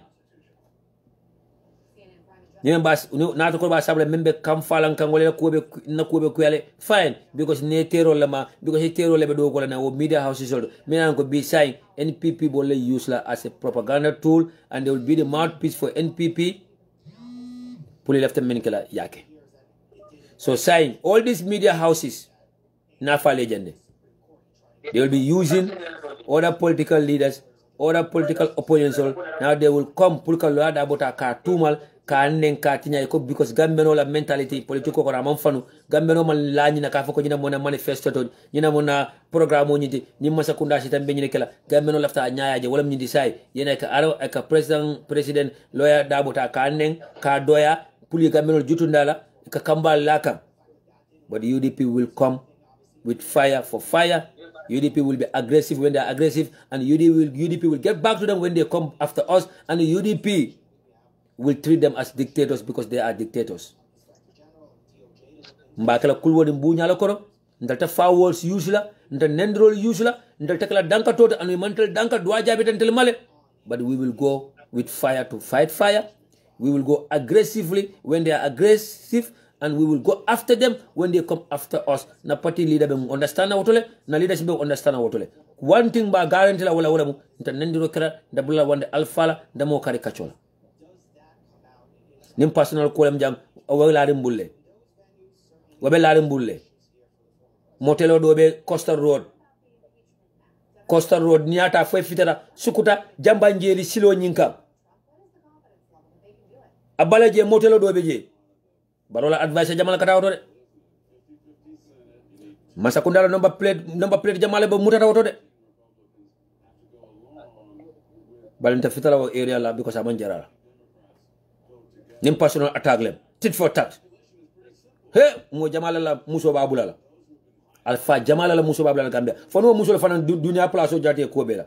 Ali akadu nanyo. Bawo na jelo ko president ko kuriate nyaawnya. President jawata nyaawnya. President bala mo fala nyaala muso ka sem ben dial. Namna Africa president na musoje men lota ake condemn. Mo clean so far wala mu Nigeria la force le didu. Wa ake condemn la nyinaje. Alba to fala ndamang lo to fare ndakolo ko motelo do beje. Mo kanan dundi. Namna African force le dije men lota akela masiba ko condemn akela dictator ya condemn akeba ele banko moy manturo kal nyame a condemn ali hakado nañol fanam futo rek nan neex rek ba neex rek ñu wado ko na postinke goda nga wara jonge goda nga tenten gay mo be content musol mashallah they were all happy with me. I'm their brothers nowadays ba ñina musu fula ko ma jam ñina maño ko ma jam ñu ko lungu menako gori de ngora takka ñaarel why on that side I'm with you ladies. God dafa wara jonge ke wala net ala masoto ala churayol sang ala binbino sa sama so kono muso ya dida na ba nyama musu manya na tala marso fonda kela brag dung wala kela onda we sang nyanda na muso la size belo na in terms of everything ila samoto la size ila wodol ila size ntalenta kata be sang ka samana. Yes, Bakari Njai muso la Bakari Njai fele jam Bakari Njai mu rohi Malik Lo. Sava. Yes. Nye kondom bake be do ko menna. Abaraka Bakari. Mure be tere albaka. Alhamdulillah ala tentu mbe koma jata kewo. Denna mo kondom na ja is my ja. Whatever. Anya bal bulije. Dane be kumbe menna akuma da bak. Ba baro lo da jako tega kati dama buga gen tega baro bukul len dem baro lu leer la buga wow en dro ko ni mel be jas ya dala baro sana kaso be na da tela le tamanya na tar la ko ay labon no luwolum kuma kutoka finte bar sai ala tento be damen dro wala mu we not gonna depend on rumors sai famale be diamu kam because mo be lafta fansenela mo le be ko de men lafte fansenani la ji so sai ibe fansenani kay te ka dol dundi so sai wala na kibar kol do bina kam alhamdulillah ali bule diam te to fola anu nta kuma fola ali tel bula do kala diam ni sobita menna ko ata dabe jelo ni to foda ka ataka senen andro kel nya kala mu da ko musol fanan dabe je meran ko sansa ante ye borol le ko e murtana be dabe nyon ko musol ya ela musol meran ko malla fenna e wonnel ko do be Sweden do wada America do be so kono sai ya ye fenke to fole nse mako nyoje ndel jang kason ka tele mon ke Dakar men amba fala senia we gonna go straight to the point. We're not gonna beat by the bush. It's just that we are trying to confirm the story, but it can memfa be Sweden wala nyina tra Sweden wala mu fenkati mama kadi bajo bajo anen tenendur yes ikola tenendur fanan dabe jel abe senala balde dabe jel mem la se so abe nan tasaniyala le jono li soñu si dara ka sidi nyaay ñinin ka question ko alla drogo ko mo la texas sidi nyaay la ta kam fala bar mem to nyaate mem be ke ngay wa ñinin ka won ko moy wanjari kam fa kula ko so niamu to be la hala tam bar binni ni na da sidi nyaay ne be jajar tembe la tembe don't capital because munekata emaja ka ba you have to withdraw your tenko ama ata baba withdraw no la nyaatile akanyinin ka wala kerin sana ko nyim bala ba warata ani ku ya warata ka reformen kanate niaje ele lontin be kalas kan about ni drogo nyinde disappointment na because niya ko korosi sana ibe ba ko kan nyame be fenkeri nyame ye kawdi nyame anim birin kul tiwanya rete wallahi ni la system ko koros e fonkal ne ko tonya ñu la tamu ñu drogot e la spirit min jitale fal ya kala jelo fal makala muta bay la spirit min jitale and then kele ko mo sembenti yaja the reason why IEC fana extension di pour ka fako patio la congress ke ba according to the electoral law patio be enda la congress ke before the end of December 31st of every 2 years December 31st every 2 years. So because of it telling you draw kodo men container men yentana ran ku jama men ko is lacking behind pour patio yala launching kono. They are the one who asked for extension. They are the one who ye fang itele IEC ta ke norma ke bunu hadal pour extension o dila. So they left an important be la congress ka fa peda itele la congress ka andungo ba ta December tambida. So this is why IEC na de kamuto ko is official or they make it look like it's official. Your time odi molbela up to the end of March. Patio be pour la congress okay. But it's because of NPP. Yeah. NPP. Because I see Molse blame Jefana. NPP manque parti de Mialanko, another le Kokera Science and Congress Katana, Nara Bena Luan Konole. It's NPP number coalition in the follow la coalition mandate near bank. Luan Barre. Corruption and infenco in the position Wolven Tolia, Mialanko, Abeje. Sai munekata en adam bolal push majan ko samu saño lel ka findina ko ye jallo ñol ko ka keke mun ko dum wonel da kono wonel ka findina ko ka na lo adabo against bare nokku kelum folo wol be min media to ten lo adabo momo keba e da tlingara ya fo lo adabo ka fola te jabi ade jutute la bare ndol di nu so tara jannan sa bulé la fo moda ku no la auto fanan sa bulé la bi jibe do ni keba la ta fan do ala en social media do la da ma dala ma jongo samu saji bala ma ni sa ma do am ba kan sidi jata jibe mo le resko mo le la bu nya resko be bu salal mo ni jalla findira di da victime la ma te dan ko president bare jamme non ta ka kana ka kitin o ni jalla klon la yalma bu ja ñan kon ko la tip a ko na mana namana kitindiro ka mel victime molu ye compenser to di atiyamera wala mu fenkode sana ndol Gambia non kamira nyaadile sana ali because Gambia sa foro ya ka foro ya fay ka foro ya fay in a second ka jongo da man ka fendije mbem fandali ndala sai Gambia no kallo ka kenya bato ka tapole ya fasa ye tonya ya nya kasala na ke jimnolti sai so mbem fandali ndala so wala sabu sai people are turning to be a green snake in a green grass in every second, every minute. Gambia no kadajota ka faisan kata kadomo all in the name of what? Politics. Amanka fendi nata fandalinda la kula mianko is very dangerous. Yeah. President Balola video kodol fendi ta fele video dol fano so sanza mianko amad bala muso mea yin Senegal ala muso la bunja ala muso dokoma la bunja wala be nakri nyola mea video ni aja be diam kam video amanka Gambia no is Senegalele. I have the video. I was trying to confirm it. If the people want to see it, I will play it right there, Yaji. I have the video. I don't know if I'm social media. Social media, because they are the President Borovan video called so the 26 President Jamaica corruption men Kenyang Badia Fasa Ning we the Alcalon Bundi Hatala Ning Fengo ya mera ko tel nda be control la president baro ko be tama ko dat nepotism ko corruption o nyin la bes nyaala tilin ni ngala mam pare pour ka di ka bondi je kunu sebu si membe kering aka kuma fa mialan ka man so ka fo tel na ga Switzerland ne ye fe na sign de men ka gi Gambia dingol ma ko Switzerland ani ni Gambia dingol ko sana ite America dame ite lafta sela ite jumale men ka lafta sela nadra melma le fatala non sento do mola president dogo no mbita wotole wala mun next topic te wala section fula be jela ayaf na document ni sodo la be mbulle na ridle la fula be je me alon ko wala mun tala wodi dade okay there is an agreement nsa fono jan sa fa molia moy there is an agreement in one area me alon ko yuko they will have personnel from the Gambian Immigration Department me alon ko be tara Switzerland to help them identify Gambians. Why do they need our personnel from the Immigration Department to Gambian identify not to go to the agreement on side wala pluga Gambian protect there? Why? Kumanga tonya wala tinna kuna man sino man lono fa ka siga fa because membe kirin tonka jibe wala nyama ko yulta mo neno no la social media ko na mo jali ba bure tolber ate amur ka na kay to jibale men san sana na be dikiri mo kay to la ko to le ken no san. Okay, so this is why we're gonna take it out. Thanks to the colleague on the ground. So I get the paper agreement on the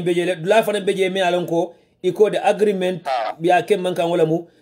to help the Gambians dingol mini Switzerland pull protect Luala Carola Ekanatra at the wrong place at the wrong time wala nimentara usifal to yemuda agreement be help lale.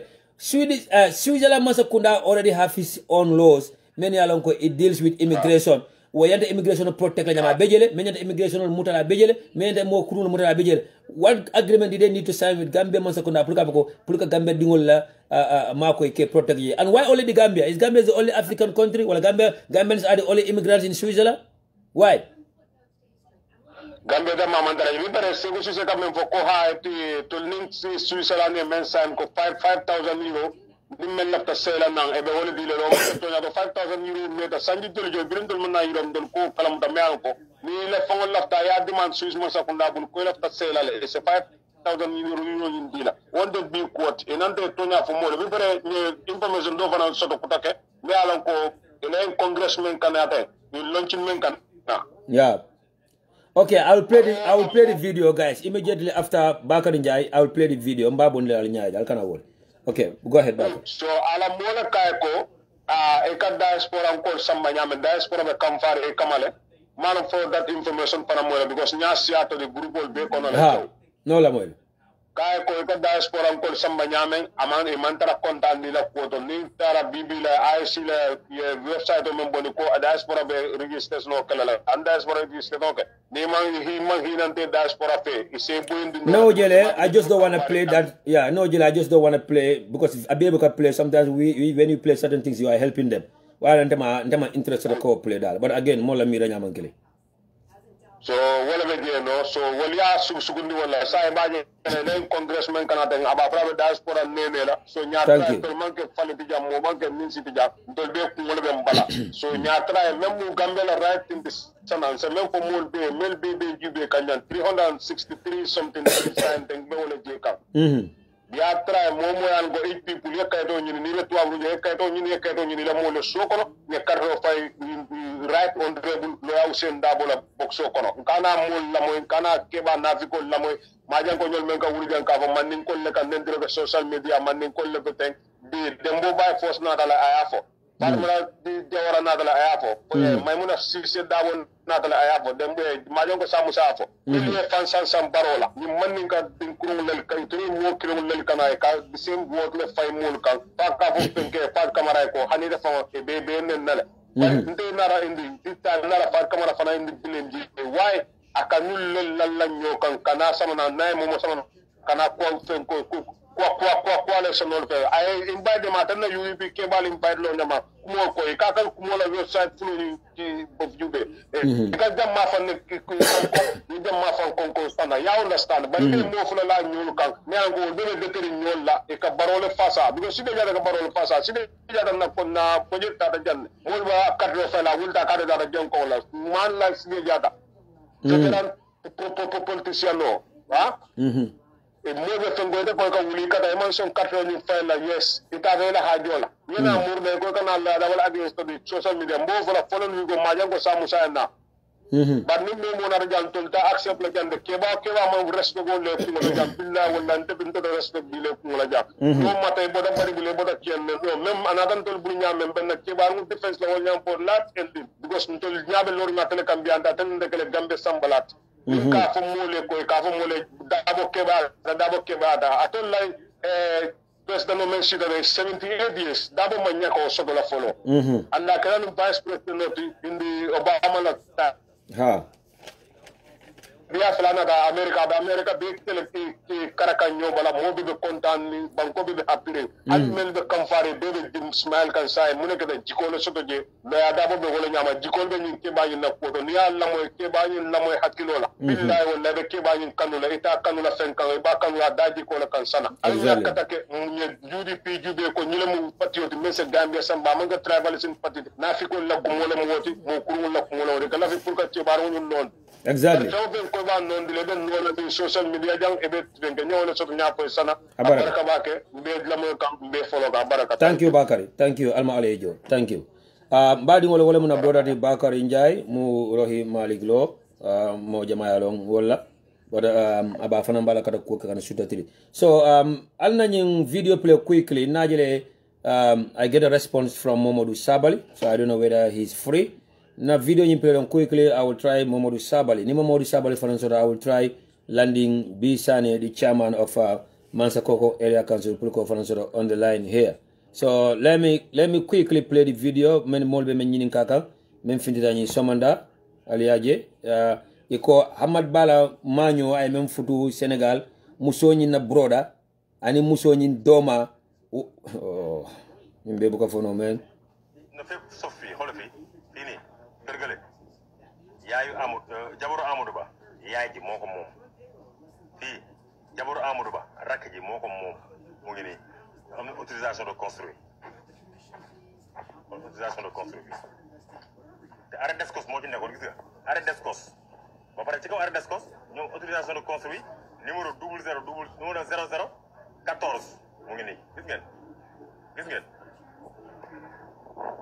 beneen kër gaa yi ne le xaaral moo leen ko fi ay goro Amadou Ba ancien ministre des finances ancien ministre des affaires étrangères ñoo ko moom mu ngi nii arrêt d'escos gis ngeen bari am autorisation de construire 000033 gis ngeen voilà mu ngi nii li mu doon affaire bi injustice la quoi kër gaa ngi nii kenn toju ko foo leen toj àll bee leen toj mais fii di lañ ko bàyyee parce que fii Amadou Ba bii yaay jabaru Amadou Ba moo ko moom bii rakku jabaru Amadou Ba moo ko moom Amadou ministre des finances ancien ministre des finances ancien ministre des affaires étrangères mu ngi nii te toj nañ fii yëpp toj nañ ko. Okay, like I said earlier, I won't be able to confirm anything about this video, whether it's true or not. Bakar Jaya faja nyame anadam fana ya wala nyama, but come like badi ngola lafta ka jibe. Nyimu Senegal sato konolati, Senegal lebe diamu kante. Ako nyim bunjang me ba lo kante, bunjang fulal be nyobala. Do Amad Ba la muso bama wala ma bita muso. Do ala muso doma wala. So say muso fanga dum. Ala muso taw be kala mansonolti.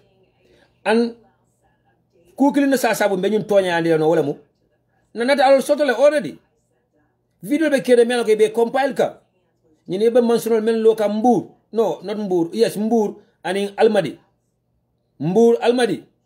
ani Dakar Sato Koro Aïssatou Touré the vice president Ousmane Sow of SIS Alaji Cissé the chief protocol officer the President Barrow himself Fatimata Bah Barrow Ahmad Baten ñilbe ko dal men loka outside and the business deal maybe tamaka the vice president ani Nigerian ol teba the Nigerian lady at Gamco track vice president Aïssatou Touré la right hand nem la ba na fale jana kurun ko albe hakatu mbadi 1 second albe cabinet reshuffle jolale I doubt whether the vice president will survive it. Cabinet reshuffle. No wuli afran fala jang cabinet reshuffle. Mala nak be minister jumala bayla, mala be jumala shambala nak.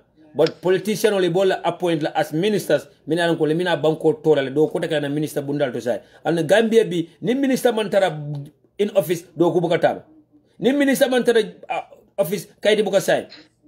transaction do be minister findi de la mantraja minister tamatal gambele mansa kundati wala gambele dulati men ko ni minister mantara dulati fa ala ministre bunda baka tama ebe kombon ko ba kombon ko be complain ha minister jelle be mansa kunda ko ibida kombo ibida buru fud ma fangala gunjur ma fangala ye kombon ka kilinta yake ministre pour kombon ko fane wuli be adama barole ya say eta bakaw din kilim beje ya sika yake ministre bakaw ko le wuli eta kiyang eta badibu ñine mi la strategy one thing bol fala jam I doubt for Vice President Aïssatou Touré will survive the cabinet reshuffle. One more time. I doubt it. Whether Aïssatou Touré, the Vice President, will survive the cabinet reshuffle. Alma Aïssatou Touré. Membe kirin du material na. Aïssatou Touré. Membe okungo sa waya kungo sile. Mbadi haketu. Thank you for calling. Ebe call kika na mintole. Beko kika hola ntomo la singare lapta komi lapta ka fenna foire judo yeni be video bi pileka. Okay. Komi mambalan ko awada ay coordination do Senegal bar ko be video bi pileka. Ibe ni mano mi mel video bi fogan is abe Amadou Ba mina Senegal ila former minister do biye. Okay. Minister of Finance. Okay. Abo la ten video ni because ni wadon kono Senegal ibe bungol le boy kan masakunda be bungol le bokal. No jele. Ya no jele ibe bungol boy kan caterpillar tale kata dula tay be dula tay no jele. Exactly. So opposition role for the video ko comme yeni okay. Ala family molten. Okay. Ex-minister Leng, Atoma Amadou Ba. Okay. Wale asabu nko, I cannot confirm it and I'm not going to confirm it. Kibaro for the other nyam, left after nyawnya, I want to make sure that maybe fly senyama. Exactly. Wana kabia for ngal because him for is very correct. Wala nang combating a call pananga for Sante Baja ko yeah, understand wo nyama komi Kodal be bul jele Senegal bal ni video do nga video ni jël bi kon ten okay, so Sénégalais ministre koto so le même fanan to Ahmad Bat okay. ex-minister len okay, ex-minister len ha okay, maybe wala saba ka asen minister Asen minister exactly okay, Asen minister of you know awla na ko video ni la bondi because mo la Kodal boy anala family la mo okay. Thank you so much for the clarification. Thank you for the clarification. Yeah, barka bagi. Yeah, mbadi ngula belo moy wala sabu I always want to do my best to try that koku mba fola jay confirm koku mba fola jay koyma but bawa mo left the video nyinjela then I play the video mo liaje but I cannot confirm whether the video is true or not now ko indal male so nyum fanan natale même lonje I wala fo mole then we'll be listening to different. So somebody is saying, Senator Tarawale is saying, exactly, caller, you are right, not Ahmad Ba in tourism. Good. Dofananko, Senator Tarawale again, exactly, caller, you are right. So, mbe caller in Tentlambajela for that clarification. So once again, Mbadingolu, caller, nima left a call kelam, be line o yelele, but let me see where mbe Sabali Sodala on the line first. Mbe Sabali Sodala on the line first. No jibe. And then Nchinata to the other callers. But again, Menketa, the deportation of Gambians right now as we are speaking, Plenobe Lori remember on a standby for the second batch. Maybe that kind of funding came one in Lulu. Even Bondila from Germany came running back to the Gambia as at any time. According to one of the Gambians in detention, may message ki ala brother wala mnyituko, they could be returned at any time. Yela travel documentation nyindidale. Me alonko Gambia mansa kundale ya approve puluka nyindinol be murundi Gambia. So there is no chance for these people for alala mansa ya ba for miracle. According to this Badibu boy, me alonko sale kenyon kola mati. Abe detention currently in Germany. Wale mo yobo me mutanu on his way to job.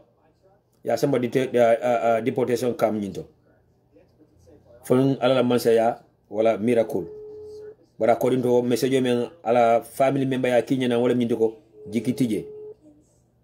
Ele travel document ya dala already and those travel documents were issued by the Gambia Mansakunda. And then the second batch, about 25 young Gambians will be deported to the Gambia in coming days. According to him, maybe yung corona ko mbe kerenten, yung pandemic mbe kerenten wale ko yung fango delay. But the other agreement, me alang ko signed in Switzerland.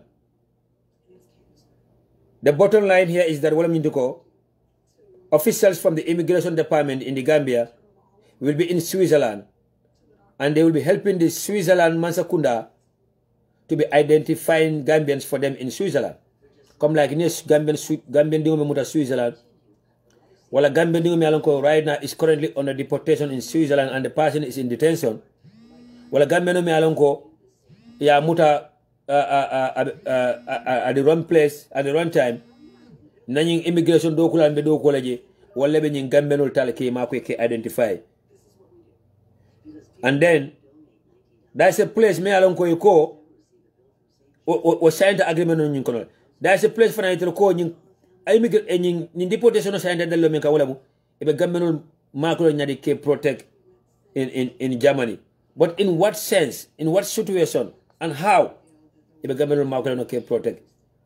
Atara na mbadi Gambian kolu ba ndel dani be sona joye bob atakola no kodege dani ndel be sona masibo yeke nana kuma na wuri limpada nende wala sabe ka fako ba finyol le munti bara al sonta al man songola the same agreement Yemen signed with Germany with the same agreement ye wala sign with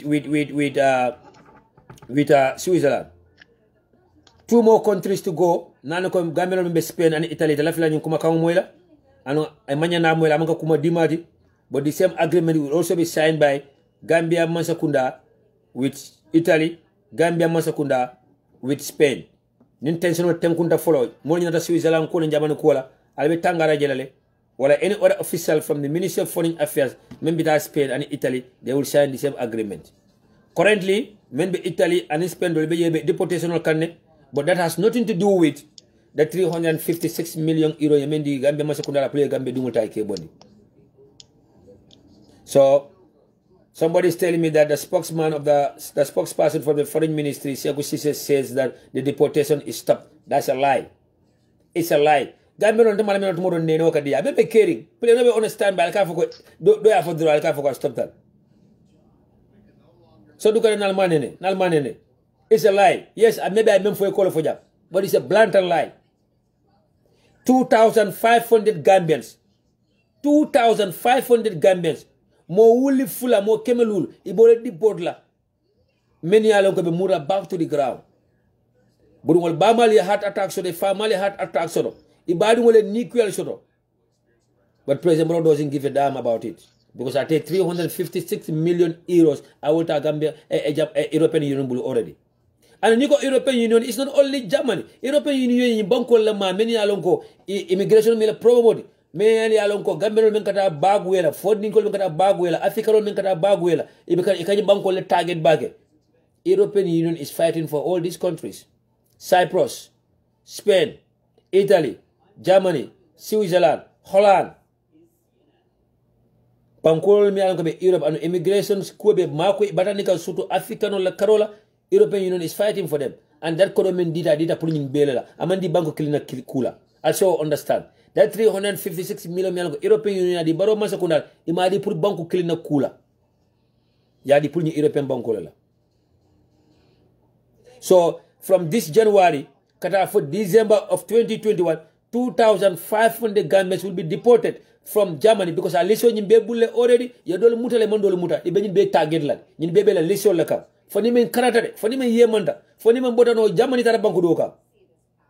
But the list is 2,500. Fulanjang, Switzerland tao man number nyilo. Malong how many people or how they gonna do it. But I know the deportation agreement is already been signed. Mr. Drame, thank you for the patience. Yes. Alhamdulillah, Sana Bayro. Inimbara. Alhamdulillah Rabbil Alamin. Alhamdulillah Rabbil Alamin. Ma aletentula sinya sabakotenke. sana mbi tentula bake mbi jayla bake mbi tentula mbi jayla ila lo nyuma bankoe abaraka ila lo nyuma pati karola sana mbi tentula bake mbi jayla sana abaraka alma ali jongani kendol alma ali jolangani sanole be do ko mu gamye bankoe abaraka thank you too katun sana nke follow nyame mobe yalla na pandemic mimbe kering ila doku wato ike bulaji ikana ikamol kala mutandi kola muli yalla be kering amanke ke ka ko kula kama bari muka fenji jibe je imayal be bulle family be bulle ini mo sakka chano kamin dol ka ke nyame bari ko be kuntuje ikamun jibe wona gambe la nyato tat abaraka anen gambe la be fansoto la nyame sana mbala may laal be kontona mbafale akata faman noti on a grande ko do la fana mbekere nduma wala yakina wala yakina mol famata moy la platform oto abaraka sana memol be tendule memol be jayla alhamdulillah rabbil alamin sana sa ala tendu bake sana gamye katanya bala fa kuti wato wati mol fal dorong mol fara fo gamye non dama la fem ka si bang ye break tay fongol ye bang ye fan ye si ye call analyze e fongol ye call kisi sana ñun drop kabrin MPP yel launching ko fo wala yela meet the people to commencer fo ñun drop ko dunta ñun programme ñun call ko na sana gamye nol call bang ye ñinin ka bitul si c'est carton mu jolleti manu boto mu jolleti tulo mu jolleti sana price la fatal baake fongo price la fata atal price la fakan banko dingol milbe banko ka nyabola alla president man diamo wala karola alla president man femfo wala karola alla president mo ko do mutala ba tilimaliya domo kan banko dingol al nyabala albe dering atal kalmina silo ko ngatal be toraring nal amina silo ko na diaspora ko dan ko ngal ñun ke ñali ma ko ñin al fo nyabala bata dal albe sering atal na wuli ko ngatal kalbe kayto carte ke saudi la wat ba dum mutale ba dum torakan tubabu bitulo ibe sendi kanna ani mo fa latelo ko molal yalla jamanta no sweden tambola foka bari ibe country jamal tamola mun betamila jamal no sweden no doubt about that yalla be spain wala foka no doubt about it they are already on the list wal minala mi metamila wala sibe dami ibe konko belal ko di konko wala bela iba tilimbal ya domola nyamen abe diali iba hadali to domola nyamen ka gambe dingol kamfandi abe diali nyaawo nya pour kaki iba kelal so gambe no la li pare alfon la ñanta wulu la alfon nga mon ko political party fon comme politique ko fon ba politique ko dund la ñu london ba gambe no fon al wulu alfon amon ko politique party ko be political leader so la be wulle na diamum fon le jand fon la ba wulam fon le na politique tak fon le sana nalon ko lamu damenti na pointo bouton lo nalon ko mo dimala salagla pra radio fita parce que bi sana ko mi metama gambe jang asiatal hada nyiro nun ko mi be gambe jang asiatal limbaliya ko mi be kan gambe asiatal sana sana bi ni tara marché bi fi sa ni tamari manka modi mu yalon e mantara doko kendo la gambe jam e mantara barono masara dano la e man moto diaspora sana wallahi billahi tallahi dañu no fani man ñan ke zawde may la ko rakon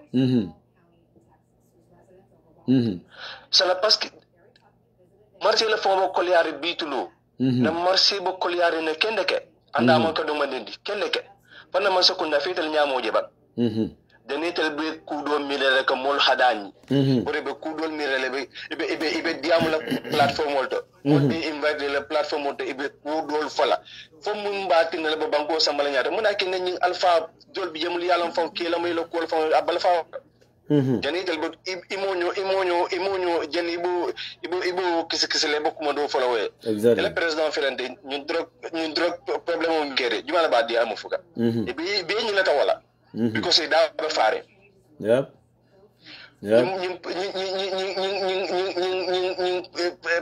price increase me bankoka be deri because da ba fare ita mo jala mum ba fola exactly indo dawo da ko liya bije bari ita mo jala mum ba fola da ba fare be mo la fola re UDP usenu da ba akere na afinde da janna dunta janna bota janel bari banko la nyata ta mo ta fola banko la ko liya ita fola de exactly ani be ya kalamutal min be ke social media be ya kalamude be ba jeke ba jekan tiro ko ba jekan sito ba jekan wato wat bari ita mo jala mum ba fola exactly sana bala fa warata Gambia no silang fongi wulim fongi no ko kelem fongi amanke ma mo lañu na mumina be ko kelem fongi jan fongi ñanta wulila Ibrahima di be mum fongi long fongi wuli na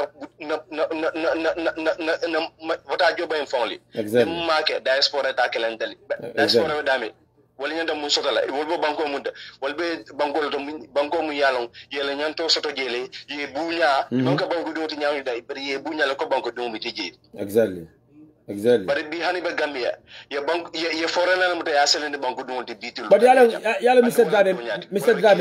Dramé being a Gambian, and for that matter you are on the ground there, if for ya Gambian just recently bonna men complain wala mu tulise poto da la fata, and then jaba boto da seleta iko mano fana be seleka soma saying that because of Sunkaro men can attend them. But again, ibo complain kanne Gambian le ba complain kan we seen a video that is circulating about Gambians complaining about the skyrocketing of the prices of basic commodities on the ground. But say fanyi Gambian man amoy alon ko bang president wala ndawla mu $150,000 leti ba fo ite mako moy bang Gambian ko kacha on the ground ko banko president ndawlo dalasi wuli keme dalasi wuli talul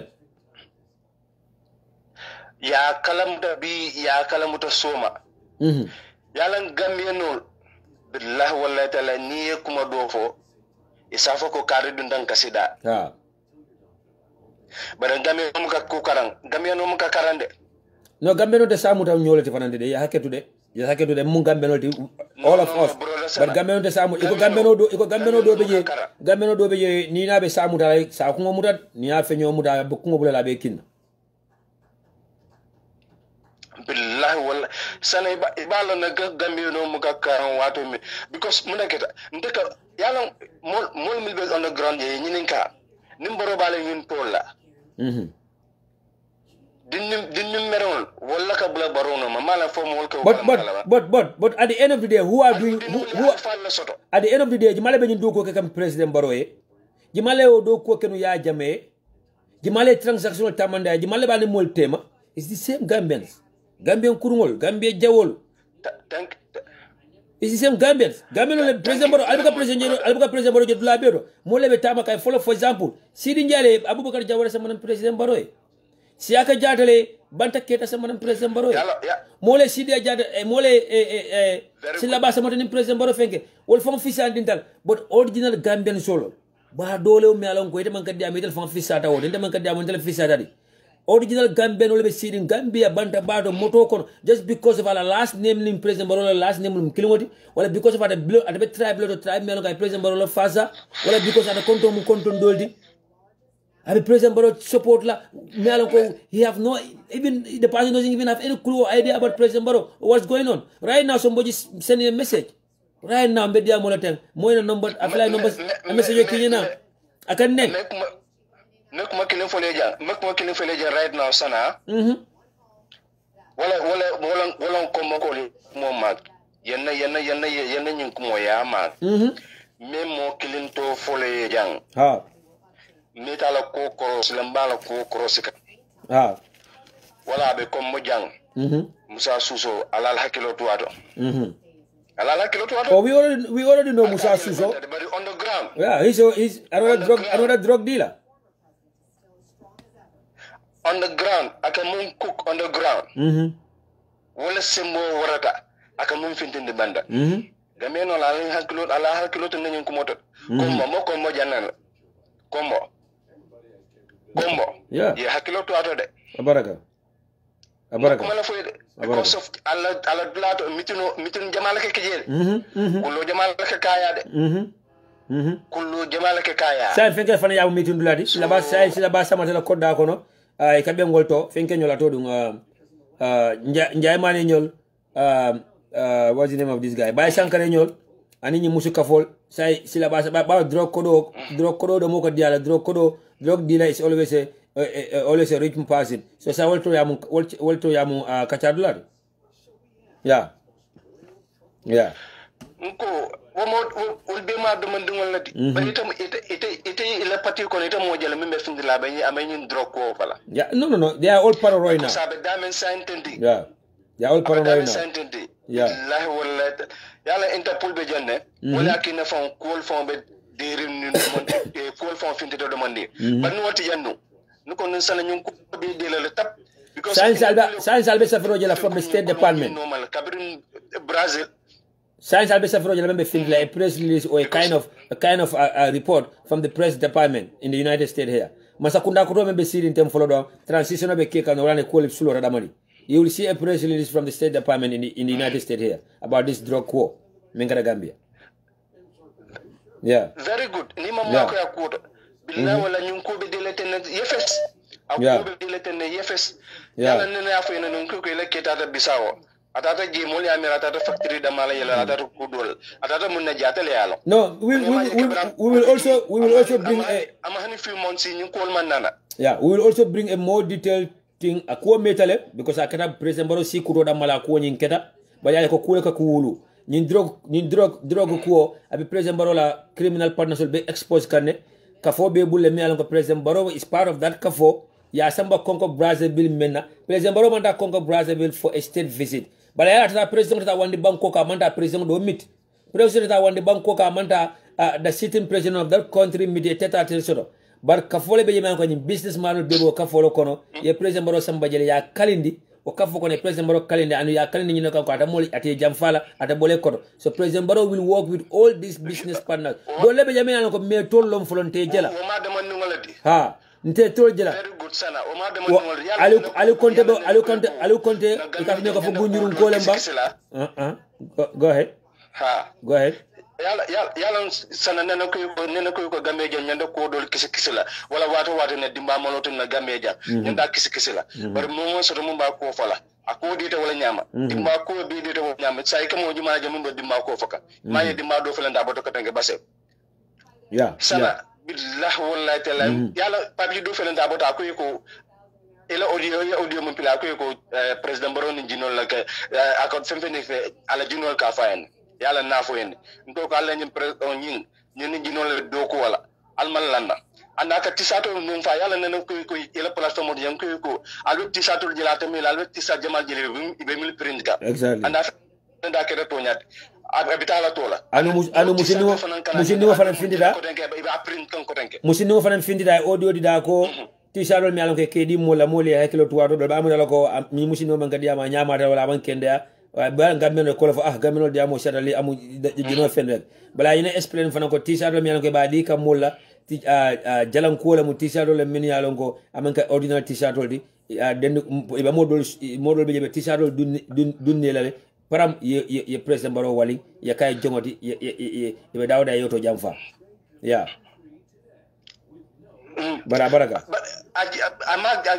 akorosi dorong sana baraka bake bara akorosi dorong sana muna mi la logoti NPP ba so NPP muna mi logoti so mantaraji so ha ta alfa ela pabi lata munna mu yala ke yaman wato wata ani kan nan kuma ga wala yamai abaraka bake brother sana abaraka thank you Mr. Drame thank you kacha moment drong wala kacha da moment drong wala men ka kacha kumandi drong aka foda men ka fo o man na faso I don't think that should be even important here kuma buka domo akala moyle men ka fo kuma ko men fo ko drong al kumol tang nkele sika wolto like what happened to me when that old man was telling me ka foko barobe nyin to kuma sala ni bare fidin wala ni kuma ba fo ni kaba kunkun sikando ni personal attack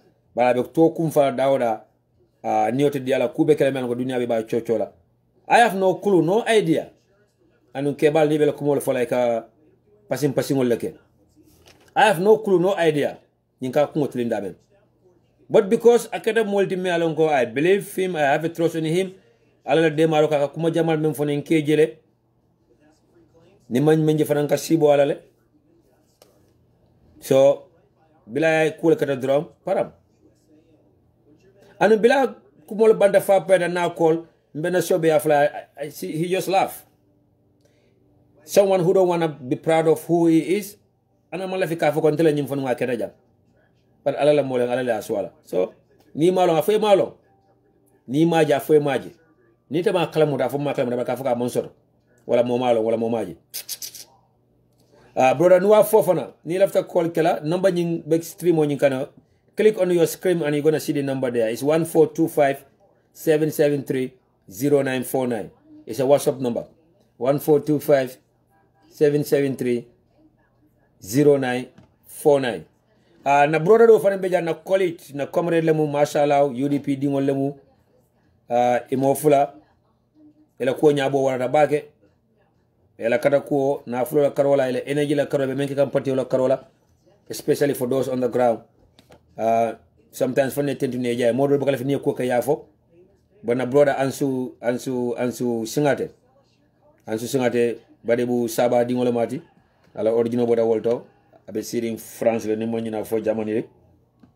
Currently mentala kajang about 35 Gambians ala sate dingomol awole mako ye ID card sotak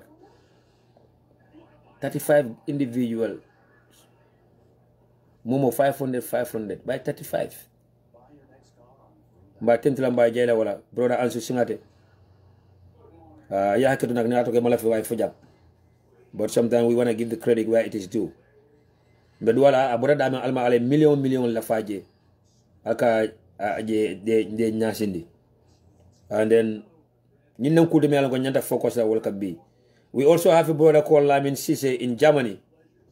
Lamin Sise Fanang have provided then they call a kind of uniform for the security team on the ground there.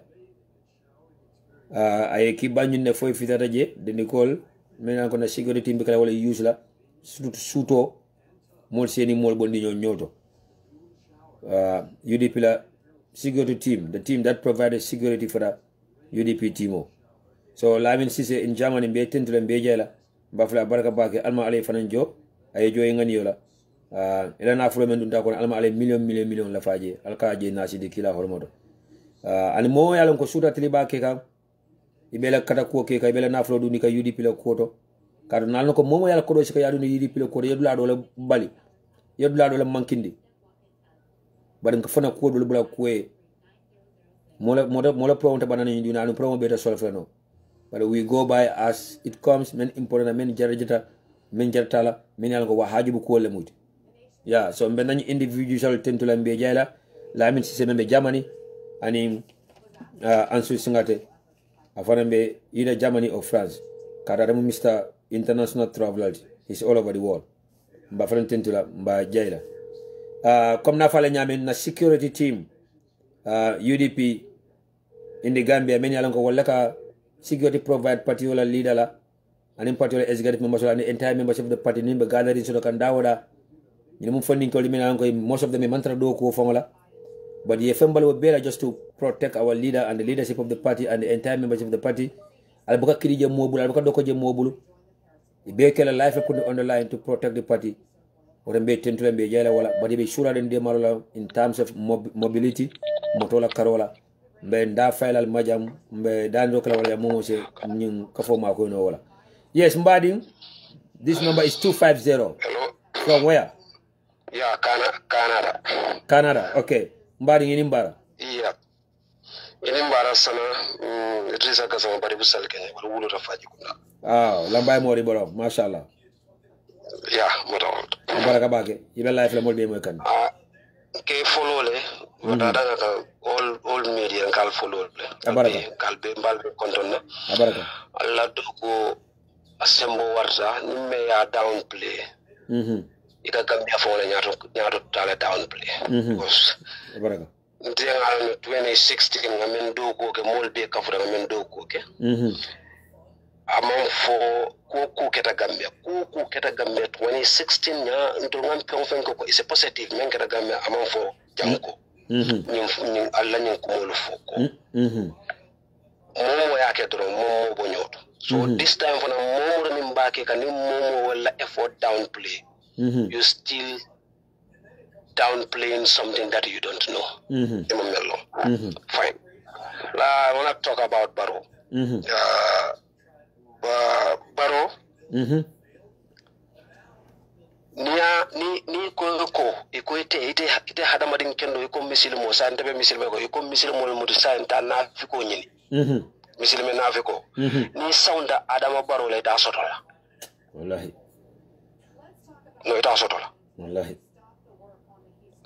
e fengo fo misil ma daji ko la karola Adama Barrow ya bele soto hanna man ka jiko bara bele ke so ndur ba kala jiko tile aya bele soto aya bele ke moli ya bele ce so Adama Barrow nin Gambia dun ko to 90% misil molti hansa ko wala support ko to silantul dum mo si fallati jakro wala misil mi am question ba wallahi it's questionable yes it's questionable and it mo misil mo dina nyaton kolti ite ko kam mo support misil me ya nafika ya daji ko be soto ite le misil me nyaton kaya nafale anafale ndefe will be zero. Okay, fine. Let's come to the policies. Ba nga Gambia di wala nyato misil me ya na fora ya fana ngabe faile ko foro buka kana fi ko dino foro buka keno mondi ngoti foro buka keno mo doko lati foro buka keno uli afo lati wallahi I'm very sorry to say wuli afo newala because me platform le ni momo ya mo man kuma do sotala ba fo la nyame. Thank you. This is you are not the first person to say this. Someone also were here was here some time ago. Ako say na ma ko kamera be me use ba woni tele wuli afo ve ka fa kamol nende. Just like when the first lady said that ko sanani sisila kamol ne. Because I told you mala bala mandika kauna sa me use no. Amani buka tonya afo wala amani ka kuma kense ngala fo. Ni senyi da mala fo no. Phone the mendrot. What is the baseline of Kuma Kensen for and the baseline of Tonya for Wala Wulia 40? Thank you. So nte na malo mbafala no nyame. Ni atra momo ayeti mi mafo pura ayeti mi akama because nte fe ni moyo kumo me manke Tonya ati kamela ka wala Tonya nte wala Wulia alf. So nte fe lafta wala fola dal. Thank you. Nte ko Adam Barrow ani menka Adam Barrow support. Ibuka Tonya fo enengo la enengo. Kuka ntebe Canada janda Canada ni Amadou Jite bebe banko kilingo la kam ay wuliya men be fo kunu ngala moy la mo manna patient soto no manna continue ka la moy biko ndanga mira non ko ni koy karantale iko ta itamata wakam ina la tara banko kam banko men ke manke je dingoti na de respect fo ita je di ya soto ni te ko ite lafte la banko la nyaato ta la pour ntol funa nga respect ko di mo la mo len na mo respect e ka dia aman jite ka ko mo men fa manya na wol be do fola wallahi aman ke mo kendeti na fi ko la mati annaka alqur'anu ya jiki sikala landa bamba ko kono nakeba mele ko kundude nanyim fojana over and over ko gambeno men dangerous ta gambeno beti wala gambeno men dangerous ta africano beti wala membe sirin diaspora do zimmata be banku jumalaka e be sirin diaspora. You know what it means to live in a developed country. You know what development is all about. Ito ko ka Adama Barrow la mansa kundala sembenti ya Gambia wala left Adama Barrow la makola ya si gambeno ka wala dangerous ta gambeno beti because membe gambe maybe wa afla ko no tara Dakar fa afla Dakar la develop ta gambe be dembe Europe yalla what it means to get access to a better health center. You know what customer service means. You know what it means ka foko na ele bunjo ko liate bul comme like nyim pandemic ko men keta jet mo be Europe banko ka masa kunda fena dundi la account. Yes. So on the phone. Ya ndita hanja ka ta Amadou Jite phone al nam kap jang Canada man sakunda men kade. Ata Amadou Jite phone wolonne. No. Anda ta man ka jandi ngoti. Amanke jandi dimmo dimbe jang dingo dinga men ke be do kula te do kula dingo dimbe jang Canada man sakunda ya kule kai ndo la banko kan fo ya ka wala nyama ba anu kodo tata je na do ko dum fa kodo tije sa ko kodo tata je nza fa ko fu ala banko la bala kodo dita $1 billion dollars le dunta je men dunta Gambia is more than $1 billion dollars ba na to wala dunta je Gambia no be nyanta kontan la ko wala yeah bara wonde sa nga bo to ngata medical mbilla fa health le mala no man kon tan wala study kan maybe mbe wala to def fam fono la je ndem mala fi fam fola o whatsoever bara la fa mem fola je wala amad jite wuliya min be fo ndela siyata ti mbanen dal fa nata jata nendirola ko adam baro mi ata sesianti ni nga ko fo mol sa fo wuliya bar adam amad jite ay fengo fem be fo je ndoka be wuliya ni min lafta ka lon ko ngam fa la fa amad jite nana Canada nanon baba bulde na fenko babule trisa gasama mu friend net nga buka call le drone because ala wuli a folo siata ay call nga kacha na lafta nga ke debate ndika fengo fenfo helpless carola indi Gambia compared to Canada be wuliya but don't tell me that ndemalo video for Jibe but don't tell me that Amejide is saying something about our health situation comparing that with the ani comme ama technically ama for Canada is a comparing Canada never comme ka tan dala ko ate men soto jang men bebe jang hospital kono ani Gambia la situation in the health in the situation towards health care and the hospitals compared to Canada Mtul mantra mtul bamba minus 0.00000 plus 0.000 compared to jang ni amadu jite bota jang atata Gambia kata fuko Gambia la health sector o bebete arine mul kamem fonte tonya to atele wuli afu mbewol lafta wala fola ako mul kamem fo ka fuko mul ka fa nyamen what data is wrong about mulka wulu fa tingoto nyame what data was wrong ko ala fo amadu jite nte ko aye wulu pi aye wulu soma amman to nya fo abe wuli yala fo la kan ko me akalafta barol so bara ma support ken se amadu jite lafta fenne sot la baro man sakunda do le nyinola na analysis le wodin no bele modefa wala ngala moy amadu jite tamen na lafta wala fola yalante mbuka ko mo fo kensenga ka fo mo le ko karibe tenne malon amadu jite la diamo nga fo moy nyamen kala kuma fulul la moy le nga analyze nana la bi ko mo la moy ngi analyze nana la kuma dol kiya nen kay amadu foro le modi cikita ko mo foro dal ko mo misini molda yeko mo men fo ko wala nyinde anu bi ka nyine fo analyze fo we ma reply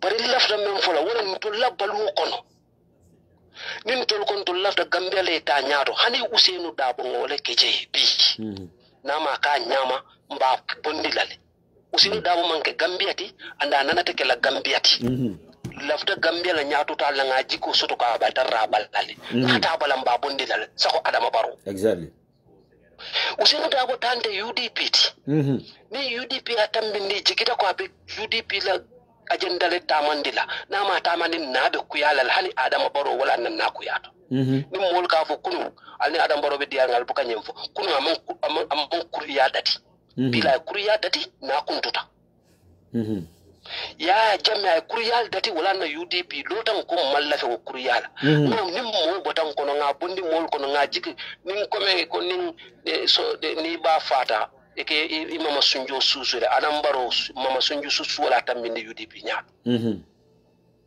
na tambita nyaato mbulata noma na ta support ko gagné da coalition to mba support kan fay kuriya dati ngam boato mol manto nyaaje no ka fo kunal nabe dial fo ala fo ni firawna kabra ba de dala na man dia firawna fo kara kam ala firawna da ni firawna ko yata ba ana man kuya kabin firawna kafiriya dala na kuyata alay momo da imisleme mal kanani mbutuniya kon utumo ni ala buka kuya ni lumi kafiriya to wolne ni ala ka kuya Adama Barrow kabin batam min la manke mo kurunti anata man saya siru dun tala ay mul katanda fonna men kuriyata ay fonna bulata kurngol kono na kun tala and anywhere in this world ni lafte la nyaato tala ni la suo ni kurngol deteta nyola do be la suo de la ibe sonna to nya fo adam baro buka to nya fa ne wala exactly tonya kuma fo ko ata paket nte foma because na president wolem andu ngana ko do dunda kunna la kera president woti ngan kan ko je akata president woti ngan man sembo ke je wala man carte o fa ko da interajan bari nakko do o ke je le ngan kan o ke je andu ngami nan dantano wala to so ni mo ke men kunna na ta ke mo kurngoti abin abakala ni ku kolem balti kafo ma disrespect andu de ko hada ma disrespect bani kuriya ka manya do nyaaje mbafule nyaame man kuriya dam malek to lañ banko kan troko na ta jang NPP la na fi ndelafu ni tata gambia len arresta len nyininga NPP nte ko wolle ana fi yes abaraka ndaga do ko ke poro ko no sanji tang meji oh sorry sanji woro wula meji no poro lonne mbulu bani mara anu hannu bi lulu ni be diamola nte ko NPP la na fi yes ni NPP ma na fenu ni ma na fenu men ka fokote fola sai yala adam baro ya afa wanyar ela ke ba ko yenyin fo tuna la ngai hakilo ba kan andi ya fulanya ko ela ke ba ka ay mitu dati nyina ba laban na nyinela yala ala lakatiro ke lu men pura ay lakati yalon lu men afa wanyar ka fo mole ko political party yol bi nim bandiol labe do ila fte nim bandiol le do ko exactly nga analyze nyawnya man concrete evidence no soto no mbe men fola no mol mbe pull up I cannot point my finger to it wala nyindi ko ndeko adam baro e program fulal dunde nyin troko ko na walen kapatio finance fulan nyaw ka political party yolu incriminate al nyina tan nyinel ko SIS hansa bandi ka folem mo kilon lebe yan kabi bandi ka folem dalaf dila mo kende balu bije fam yakata dulal to de bala kam tan je soutele wala mun to in case na ko no dro ko fo tambitalo no truri imina mo kilim mutala mo ko no le ya fo ko ni UDP patolo do wala ni padi kala do gol wala kanyum dro ko asikeno fam ko mo le ala fu loyal da boya ya kan tabake ni mul man fen so de la balu ko no bi fo mente loyal da wata kala no president wata nyame ni banku saka Sidi Njie de wo pul même kar arrêté na code arrêté be loyal da arrêté no nyame loyal da bi ta kaso ko nyame Sidi Njie le programme mo de shoota tri abi ko na so be maka mbuka to yeme to fote mbuka de buka la abaka to nyane defo buka na voice ni ma jende buka na Facebook la ndaka kampa mo do la kola so mo men dun ka kamfa buka na nyinde atol sifal bete ata bakere ndama not barin sanyin foyo ko ala kata bake men ka diamu fofen ko ala kata bake alla prominent people atul la prominent people my fati la prominent people tondi mama Kandela anala prominent people ye fan kanta bake definitely because nyin drug nata wala kam be nyin do kela be nyin do tala nga implant andi ba implant la le imine ba fulan kane yala sa nga tips le soro yeme implant je wonte tips ina da bondi la pour ka mo non de loro and this is a very very very credible source nda buga no source for mo mbuga ko ngani na moy wonte ka kere it's a very credible source it was planned ali ni moy na ko may fati nana fintu janna ko ye fenne spy londi kam pour be ko lekele kela monito ibe spy londi la mo kam pour ka monito ni ma lef ka kule kala spy lo ta kule kam kela movement monito ibe mo nek next ni te fintantol be mo nek enola exactly min drokol nata wala kama wala na adam baro ya fo a jikki ko droko be fintila ate mutala ate intercept la ani inside later on imina ni mo mutala ya fo budon na men fo je fele wala kama ina kawla la mo le fo nga fo ale ko minati nan konta fo la fo ningi mutafolo very valuable point that was yes adam baro mo kurumbal ni ngamira ci hanolti no ba no fo mo le janne ni ngamira ni no niko Gambia ko ya jame barolo wosta ya jame no sananta sonna wala baron wosta ya jame yalla Gambia no nako don because ya jame le mol fanu ya jame le kulkene barola sanji nano ni ya jame le sanji mo kala compare ba barola sanji nano sana no tonya no utu mo mbuka songa ya mana mbuka songa nte fi ya jame directly ay mol fale amanke indirectly directly baroba kala na kana tanya election wala Barrow will do whatever it takes. Barrow will do whatever necessary at all costs. Pour que ni manse ya sira mata ko denke by force. Alu na sita o time e binafla ko say sita le election so le say ngameno man hanyi nyina nyineke e mutale e qualify every single day kunya kandi ko kano yenda nyineke la yo na kunya da ko kano mene karto diala wol mun nyama yo nin kano leti yalo nyama yo nin kano ni o kafunyo fe mankani ko mankande wato ko di kende yo nim dol male karto fa yela ko do bonde wala sangara adama barodi yep ya jamme ndefe ya jamme ni mul ka ku ke gambe ka fola hani fen killing amake amanke ko amang fen dade bara fen da fo wala be tinya wala men ka fa man fen killing ke ala ka ho menak haba an mansura ya jamme wala ke gambia nake bay kany mem fo jang nyana ngi repeat jane one time ago malam fo time kam follow la bang. That was the time when I was saying that ko ya na party wala leader and in GDC the leader ya la funeral tagle and men ke call ya la funeral tagle. I said it here before.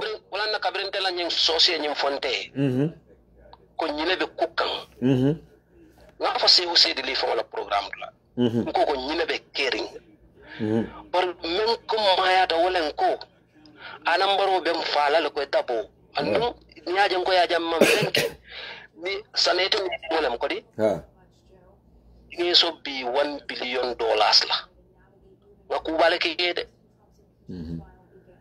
Panim na te dinke ofa. Na fe ofen ke nga bele tinya. Thank you. Nkola fana. This is why nko. Ya jam mam fenke Gambia. Nkola fana yudi fa Gambia wol se fenke no men tambira te men. Yeah. Nkola fana so called 1996 hero la men ka fa kono. Bila be durin sana be mintolo no. Bila be durin karabe mintolo no. Nko yoko. Fa bu sana nyana faile. Mbelori face to face. Nka ko nite de na nota ya bambu bilin so manda fa fitro. Ina de na nota fa ya jolong intentionally. Ya simu be kati. Ele jambari abo fana mine ko rege atele yinaka no UDP atele yinaka lo adabo bi atele be lo ko abo UDP party o take up wala ka track arte wala ka lo adabo la hajutinya what can they tell us that that's what they did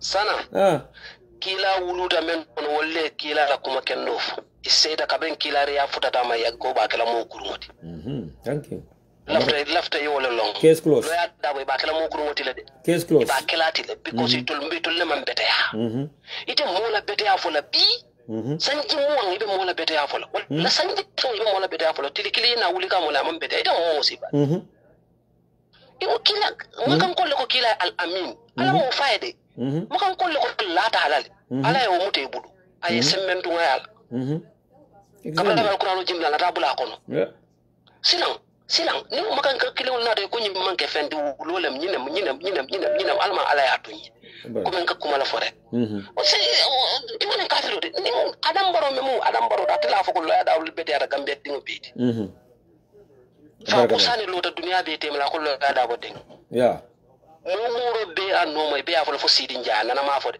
anda na tela fi sundu tura ko la da bo na woli yodi Ahmed Jita ko lo ada bo men lo Gambia Mandela fa mo no South Africa nyina ko fa bo ka bam fola na kewa yo sila ni te kilo mo te ko lo ada bo lan nyina ko bo ka bam fola yeah no don't even let us not waste our time on these people but let's what we're going to do now sana let's advocate ni momo ye momo kumandi interview la Gambia kono o dunia kono let's work together and be hand in gloves to work to disseminate our agenda.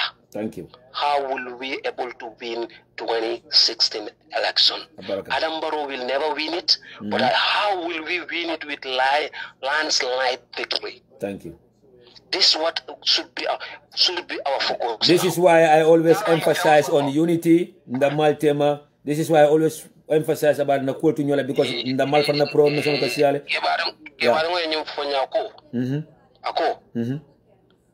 ko ni batata ko kunne ni menu dentala ala ye balala aye balala na wato sita mo be kele na fi ko ala ka bondi balale ide ta ba like la ota like la fa ba falale fa ba soundilale fa ba la fanyindi la ta wuli no la ban ala ba be tan ni de yep wala be jolon kan kilin be finti kan kilin mo no men kam fo no I know very valuable point you left kana worry fam yeah very valuable point you left yeah batala den 2016 babanna de ibe ko bile fayla kan bara ya fula ko ala bule ya fayin kan dukon dul kana mira al ngata nte wulu da faji kundal nte faji kundal long te ko maro ndele ko hanna rabbi ko election ata do win ndela na diata ay na ko mo soso ndeka ay kayto sa ba resign a put pen and paper ngata by election anata fa wala by election sa nse ko do nyina janga sponsor ay bara te win exactly thank you so much inshallah back almalejo very valuable point you la fujana keba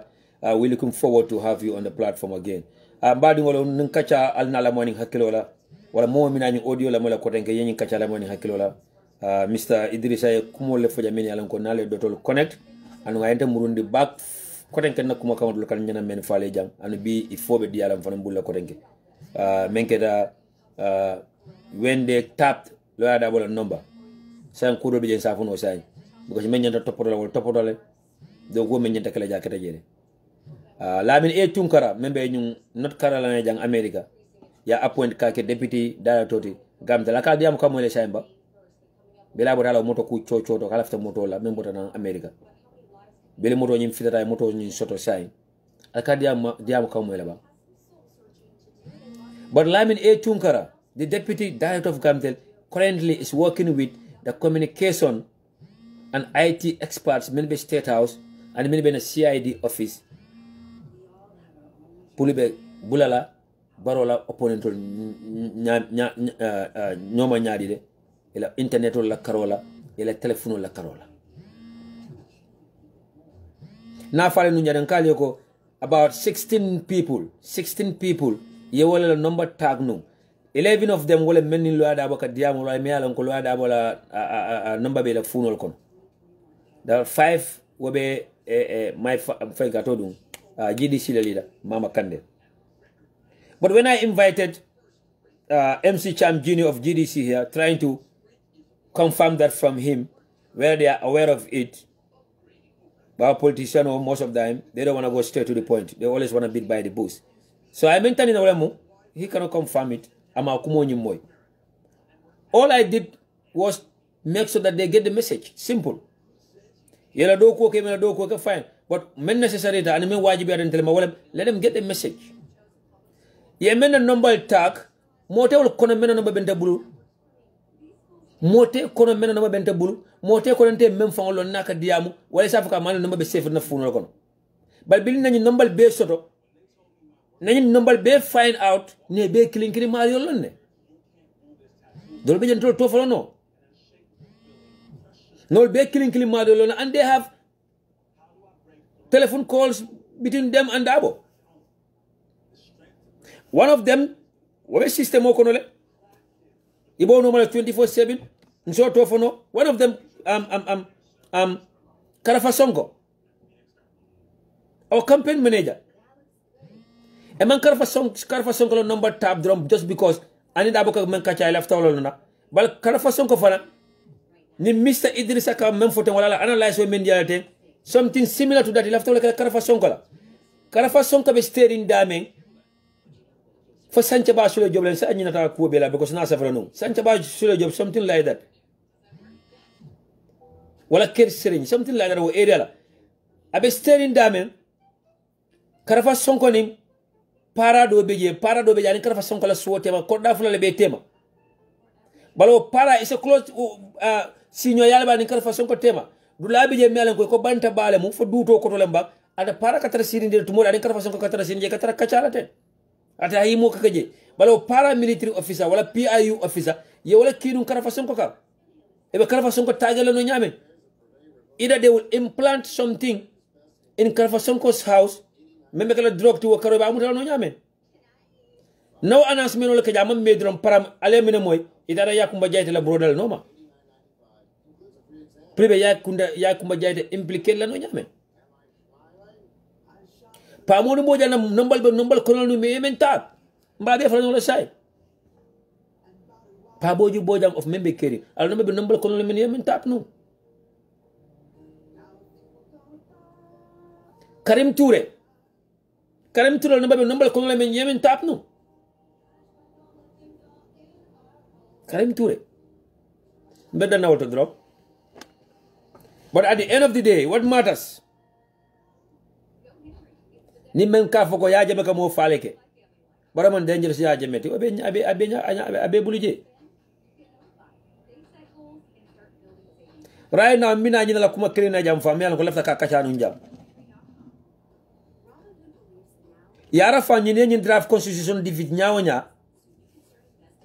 Ebe focus ringa kan nyame mpluka defeat o time be amam min ko ka foko dog draft constitution o membe jaman baro febo aman ko damati de ka foko first time o me yalla ko kabe include la jele baro mon song wala aning declaration of his assets and the assets of his wife amon song wala wo damante de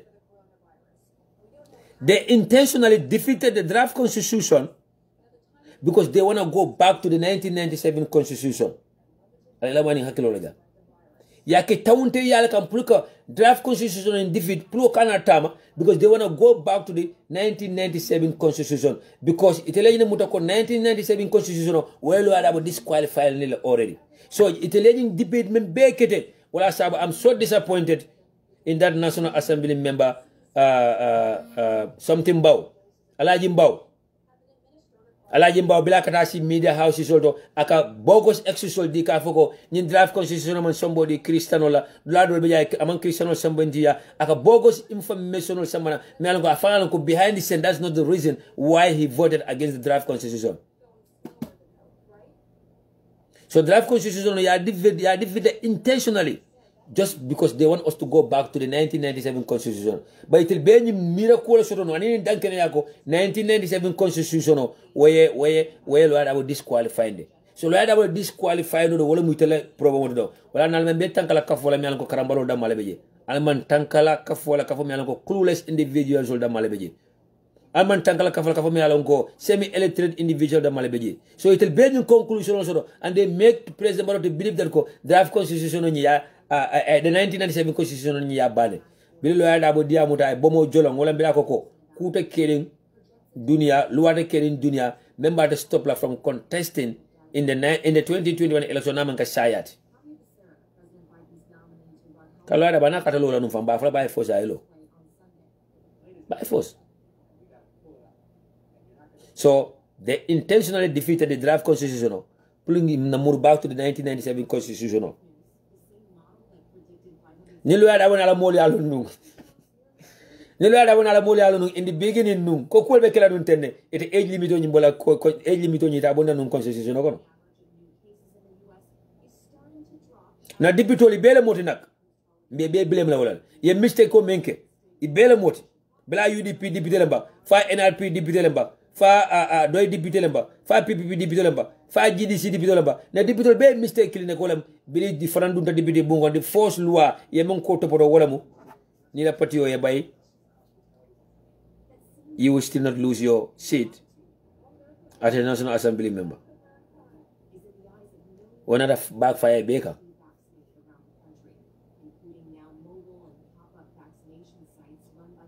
So it's interesting. It's interesting. But member kumari jamfanam.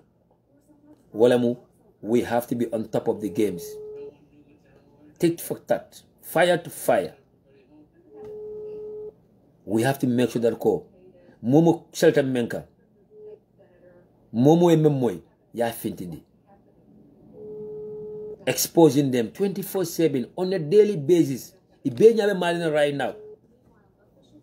And the frustrating part of it was if I mole be diamo kan man cool control no. Men kata nyin drop la quote.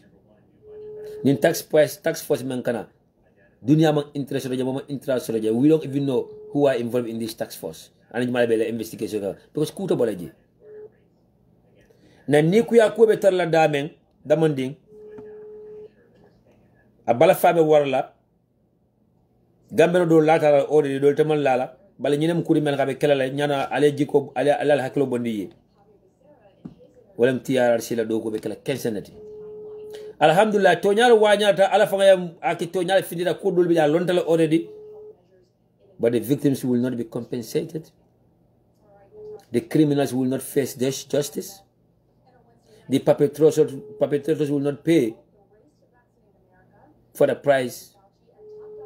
Yemenke. It's going to be bogus like Njane Commission. We do respect to the lead councillor and in chairman by MBJ. But fente fintilaji. TRRC. A report oji. Fente implement laji. The victims will not be compensated. They won't care about the victims. Saka many alongo wole crime or cry yake. Yes, mek eba inimbara. Todima aniba kol ke kana bintole. Inimbara Mr. Jaju ntelam Tafa Manjang ke kumandi from Canada. Inimbara Mr. Manjang. Thank you.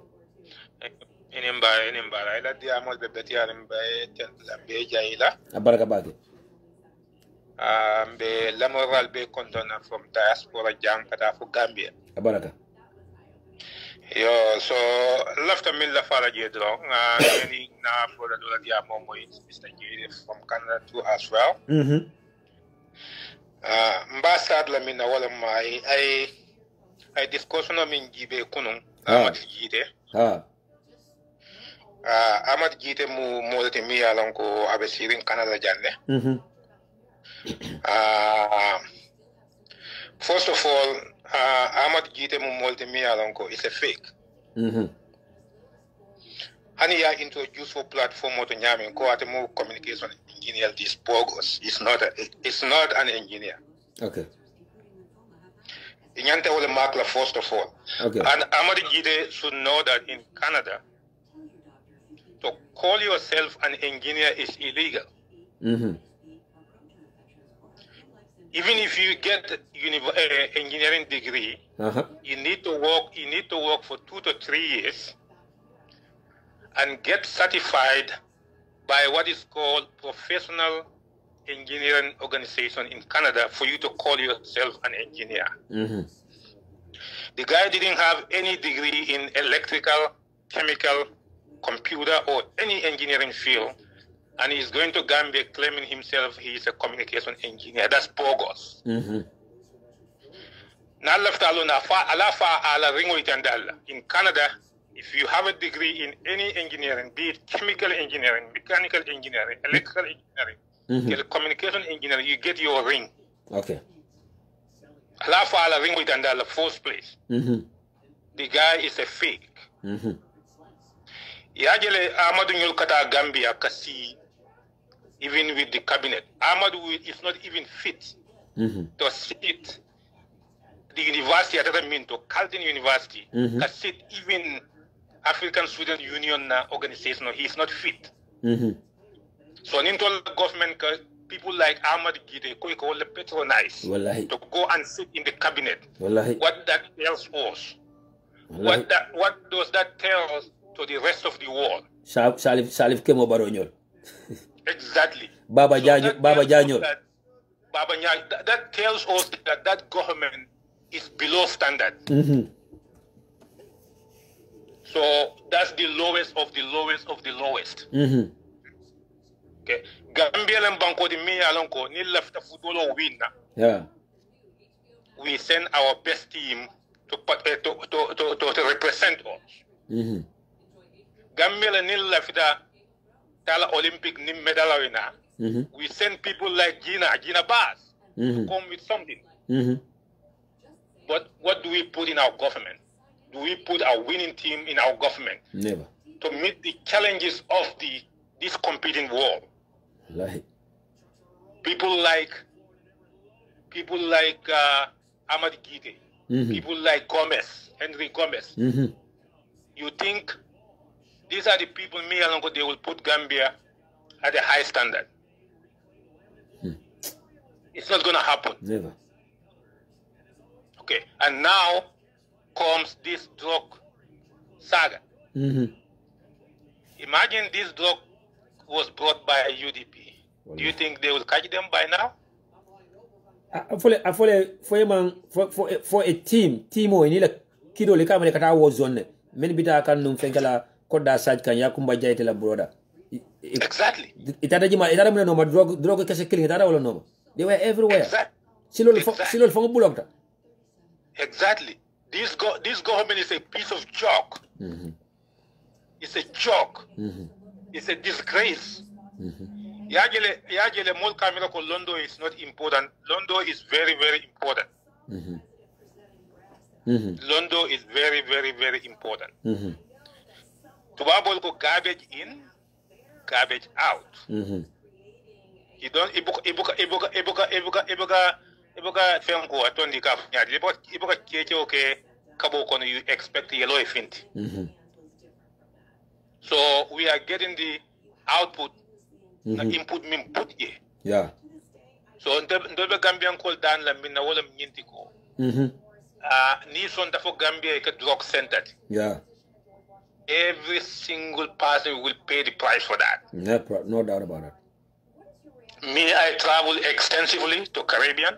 Even us in the diaspora, even Gambian in the diaspora, even for America, the only muiti bang, for Canada, the only muiti bang, as long as Gambia muiti, you will pay for the price. Because Bankole Minas Stadla. You will pay the price. I'll give you an example. I've been to Jamaica 2 times. Yeah. I've been to Mexico 6 times. I've been to Bahamas. What I'm trying to tell you, Guyana. Yes.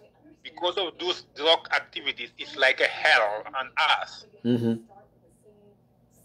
So Gambian call, this is a wake-up call for everybody. Even if you are sitting in diaspora here in the Gambia, you need a security.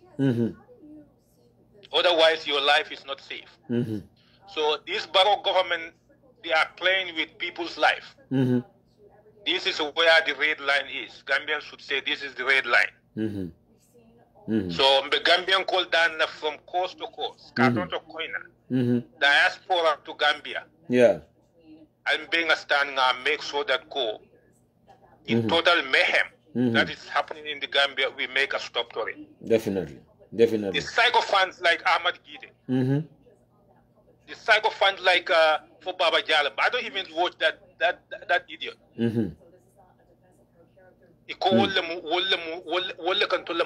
Advice.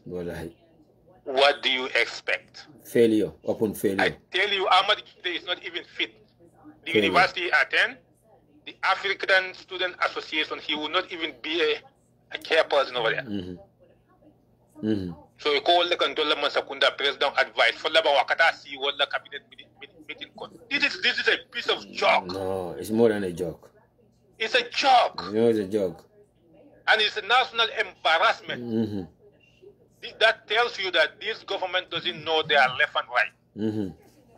And we're gonna compete. But the blunders in government fananka menke malamba fla nyame bala kamta kom like ni be Mercedes o odala from Canada bi idunda bidiko men kono yak baga so sanje from that bidiko kono le kaytol ka commencer ka findi restore iba sipla dame fabe fitla dame so etele kamuto ko kayti kilime betele e ni tele o muta don the other ones will yemantale.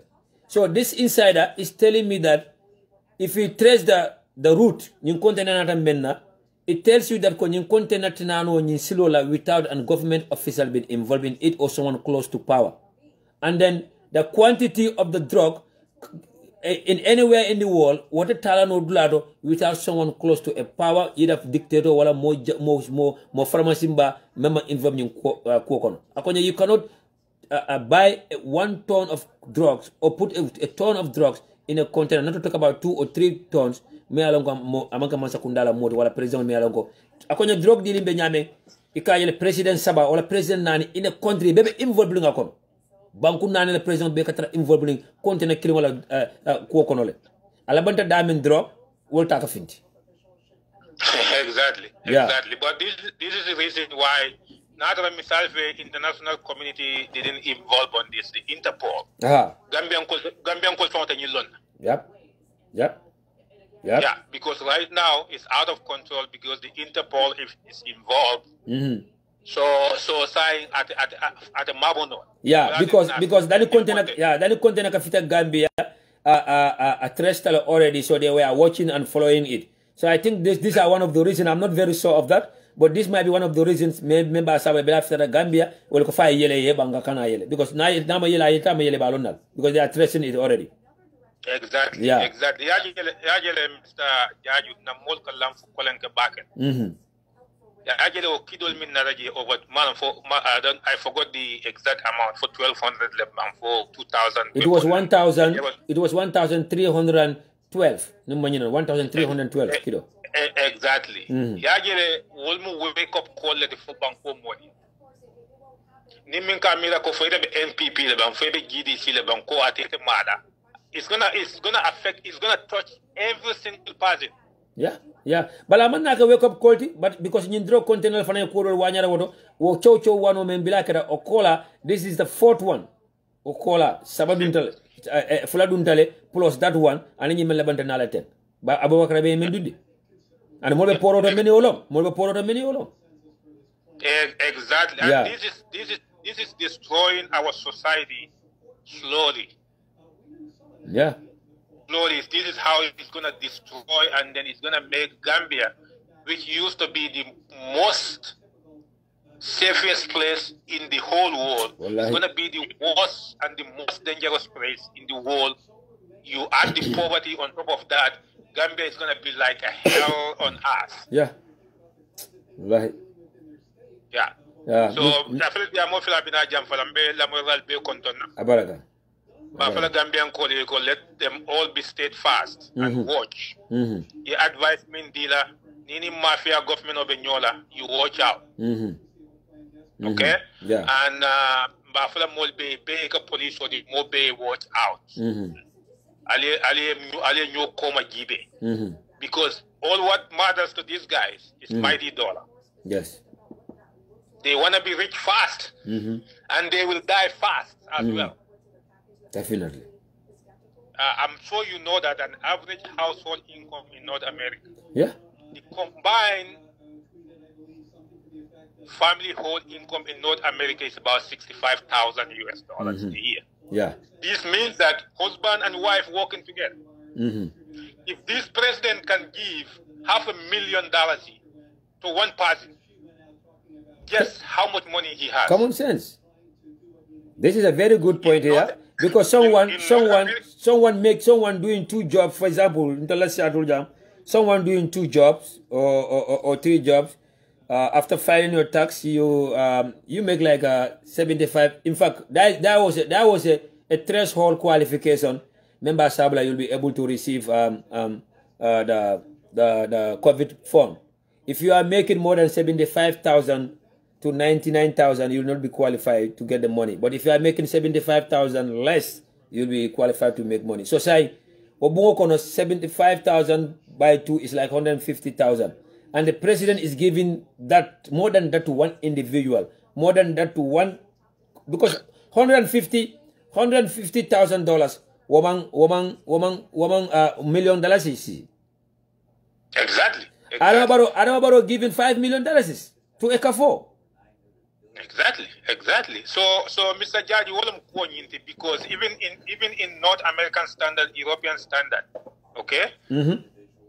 Ibajela ko, they make six-figure income, either in Canada or US or England or anywhere in the world. People who make six-figure income everywhere in the Western world, it's less than 3 to 5%. They are the 3 to 5% top income earners. Six-figure income. This is like over $100,000. Yeah. There are not many people who make $100,000 a year. Total reforms in Gambia. Total reforms, like in the US and the same thing almost in Canada. They know what an average human being can make. How many hours you can make in a week? How much you can make in a week? So wala sabanin na bank account they put a post on your account because they know how much a human being can make in a week. in a month, exactly, in a year. Exactly. So Gambia be more individual data bank, come like for example, be Hamad Ba, be Kolomen Dunikam Baga, Kolomen Finica, Bunjaman Loka, be Muro Senna, if Uncle Noko, you mantra in Mecca. Nidia Modeco. This is trouble and then in the Banida Africa, Yaja Sunya Bank. Prusso le Cataraje, that you tell Calon, Harbadu Seman Megno, Harbadu Mancamasimodi.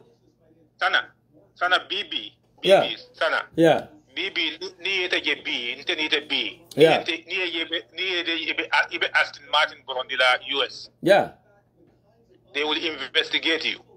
Why we are not even allowed to withdraw more than $1,000 from the ATM? But near Bill Gates, you have Aston Martin Borondila. It are investigated because they know he has money. So Gambian call me alonko. Ila annual income is less than 60,000 Gambian dollars. Ikaji welcome motobon me alonko is over 5 million. Or what's going on in that country? Yeah. Like a speaker asking for a car that's gonna cost more than $2 million. Exactly. When you cannot make 1 million in a year. Exactly. When basic things, watch out this. When basic things like clean water supply, the fundamental basic human need, the fundamental basic human right, clean, as simple as clean water is not available in that country. As simple as basic healthcare is not available in that country. As simple as uninterrupted electricity supply is not available in that country. As simple as basic natural gas to cook is not available in that country. As simple as basic sanitation, sewage, and drainage system is not in place. You see people squandering. This is why I was talking to one National Assembly member. You guys also have a lot, because to me, the Minister of Finance, Kanalo al Nyati akatanda la konfelen besunya rokela by force, alte kuno la kabula. Because if a minister comes to your place as the finance minister, kabojero landia tabuloka. Akweko, for example, one of their speech I mentioned, Magambia Masakunda have spent $5 billion in 4 months. That $5 billion is the size of the country, the size of the population. $5 billion and it was spent on Masakunda Karola. We should have seen the impact on the people. We have seen the impact on the economy. $5 million in Masakunda Kwente was spent $5 billion in 4 months. It among impact Jamala Dunda Minton. Minister Mumo na Africa Ministry Bunda and Besula $1 billion in Laji. Alia Chocho Alia Bula Etar. Alcohol go to Sunyaroge. How come this? Exactly, Mr. Judge. Minatina Molme Alonco Muliante Tala Purieta more represent National Assembly. They need a proper vetting moving forward. What is development? President development or long? Why are you confusing development with building bridges and roads? When basic things, water, basic. Let me tell you one thing you do in Gambia, you catch up with the rest of the world in Africa. If you improve that, quality water supply, number 1. Quality healthcare, number 2. Quality education, number 3. Abundant electricity supply, number 4. Internet and telecommunication, you put together, Gambia will be top in Africa. And this is how Rwanda started. Exactly. So these guys, that's why putting people like Barrow was a big mistake. Because the guy does. Guess what? If you take your kid from Basse, who never even came to Combo, okay, who never seen money before, and you give him 5,000, you tell him go and play with your friend. Guess what is going to happen? Somebody who is from Banjul try to teach him how to spend that money. That's what exactly is happening. A dude from Bolonkon who doesn't know anything, because when you from Bolonkon you come to Banjul, they think it's a human kuning. And I have this is a good I have a clear example. Like my daughter, no matter how young she is, you cannot mess with her when it comes to the dollar. Aluminum 20, aluminum 10, aluminum 5. But I Gambia, I can't dollar sikala don dollar so anaita ni nata de kanene sloka inaina. Sometimes I can have $200 note siga I can biscuit or and infentina. Nika kodo la can biscuit or sanga. Exactly. Because she have no idea about the dollars. Yeah, don't come on so for no long. So that's what's happening to this government right now. So the mafias hijack the government. Yeah.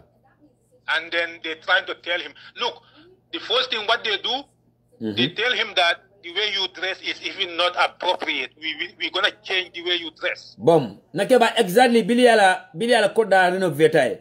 Ala family koda Billy renovate. Billy Chocho said ala first interview. Yala I always alpha ko ikala ko you are at another level side. Even afamla for the barole nyimfo. Ako ka yeloko you are at another level side. Yellow code and be makola, I tell no science, but be makola now free of charge because Lundon tomorrow be claiming Mitla and Nina visiting a Manka Mankunda, while Nina weekend or London be fisher and you are at another level. These are at all regional lady why less than 1 year in office I could allow me alongo minister of salary fund no. That's what's called corruption. It's called quid pro quo. It can be another level. Now you are president. Pay to play. Pay to play. Let Barrow know that he cannot escape with that. That's not an excuse. It's a corruption. That's number one corruption. It's called quid pro quo. Actually, Adamadu, you have two powers. You have inner power and outer power. The guy is missing inner power. He doesn't believe in himself, so he has to. People has to electronically manage him. This is the problem. It doesn't matter where you were born in Gambia, whether you are born in Basse or you are born in Fonyi. If you are rich inside, there is no amount of people who call themselves the urbaner. Or the people who live in urban, they cannot manage. Exactly. Because you are rich you are rich inside. Abaraka. Abaraka back. Abaraka back and Keba. Thank you so much for your time. Abaraka back Kachadiada and very valuable point. I just have body on Lamola in Gibela. So to attend underground. I've been in Kacha Sifa Lamola in Hakilo Lalet connect. Kumule for Jamina Kamtale passing we call a file jang. At the end of the day. Men imported yang wala mo namam foku minaja na korekindi ni misleta minaja na nalbolo sey wala ba mek solal na kata ko karola karo bela men be fokan jang ay koy ma fer men be fokan jang ay ko kudi be kering one thing ni mo be issue shot la wala ni men ben head la wala ka ni men ben kan la wala ka wala nyinti ko abi laari nyame ba fula wala nyama ya fonya nyame mba sata la wala nyama membe keri mba fula wala nyama period ndemo nyako no jibela ndashala la mola wakarola one thing I'll promise lo fanala ndabula mo kasida jang ndamola personal life mala jang and we will never go personally about anything nimen ke fanje na kumol kono wala ke badi ngo tomo e jang ibadi ngo involve kula kono wala badi ngo mata kula wala badi ngo be kula ke ka mi alon ko banko la nyaato taati je banko dimo la nyaato taati je period one thing nso fana senari no jam anu se diamu no mfang tole I will never compromise my integrity pour que mo nya ko no jibe fani a fola jam anytime I'm misled we will come here ka senandi molke Dakar menna in the name of diplomacy in the name of civilization ndalbita stay to the point mba fulale so mbenin caller tala as the last caller I have two more audios more player as the two audios then Kacha Kumfa is getting close to midnight in the Gambia and UK and it's getting close to 1 a.m. in Germany, Spain and it's 3:45 p.m. here in Seattle, Washington. Nakeba from Germany, Todima. Mr. Sekou, you be live le? Yamara konkolo mantera, yamara den shingo mantera nyola. Kumida so la do bola bari yang bugala no boy.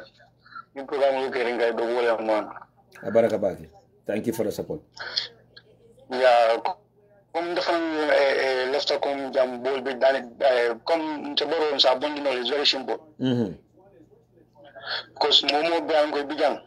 Ibira mo na fa dan so no. Ibe ku ke kan mo ya family enjoy billahi wallahi ni mbaro tambe dañi adam 2021 the last time ngal mo le fo ngo na la ta dimul la kayrola adimul be jalla te la samala Allah tay be kalna fa ay ba adam baro bondi an ngal ko mo be nyanda kan kenol an mo be sa kenol. Okay, but melo kacha kumfa sorry kundu ite ka damen to fo wo mo le munim fitara katte fayoto pour ka meso dar ko anama baro sinam katte fo sitale. Okay, but some people many along be dewndi mbake Germany right now many along ko ibukata do ko wala yela bunglo bole be la friends ya wala nyina muta ko la family la sanyi deportation stop no men tambida o tambida ba men nyanta na la pour way stop membre nyanta carte fo bado because dani be fitala carte fo do or no comme carte demonstration o woni carte fo la ko ma nyosoro mo be fin la ko kele you understand but comme baro bondo la mu wajiboti makeba yeah okay wo mu fo ko on mu duo direct badari baba ka janna brole kana pigi ka bundu mu tarale lestan de bungu la woro man tambe 3 minutes wala fondinke lulu fondinke woro be nyuko mo ma hanyi kile ya no amonke I know I spoke to individuals from no I know nimol diamu dal from Italy ndefon ka jakala sometimes because they fit dol bije jikola mu ya muta kon telephone sanyi promo solf no because dobe Italy information member finti kana wolto wala mu men be Italy alen de ma please men be Italy alin de male ñing kacha ñing confirm nañe surtout men be campoto right now waiting for your papers because yeñina tandi nako yol fam stop ya working le paper do ko mi alon ko be badun ka ye stop le because of agreement be tamakan European Union Gambia ma sekunda tema ani be information men ko Gambia is free Gambia problem tije Gambia do so muruno so men alon ko le paper do ko ba batun kan now they are waiting for their documents dida ibulol be control san ke ja falo be wala ni ko tele paper fengala approve la no bro this is je kata do ko janne 3 good years on the minister oti yela do ko lol di wat killing ko ko to the passport la gambian wol be jangi no mo la man dares te di mo be ñu be fitiri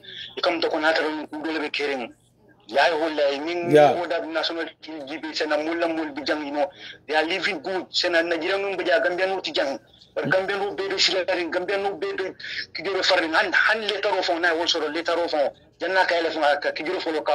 is why I was asking the question. Why Gambia? Nigeria no be Germany woti Gambia no tije. Ghana no be Germany Gambia no tije. Liberia no be Gambia. Somalia no be Germany. Why Gambia? Because Gambia masakunda wale asa nyimbanku do. Ghana president balantale. Masakunda le wafi. This is the plain truth. Masakunda le wafi and tole lafta ila moli. Yeah, Ghana le president balantale. Ghana le president ala nyimfonko do. Bilia inaugurate ba kalendika. In his inaugural address, Fojele.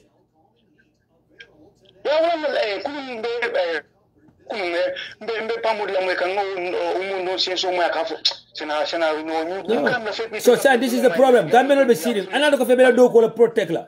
Another call a do call left all a protect la. Nialan ko ni mine invite la radio de kanani kacha sifala nyini ka bangi kanataye. But kanata lo.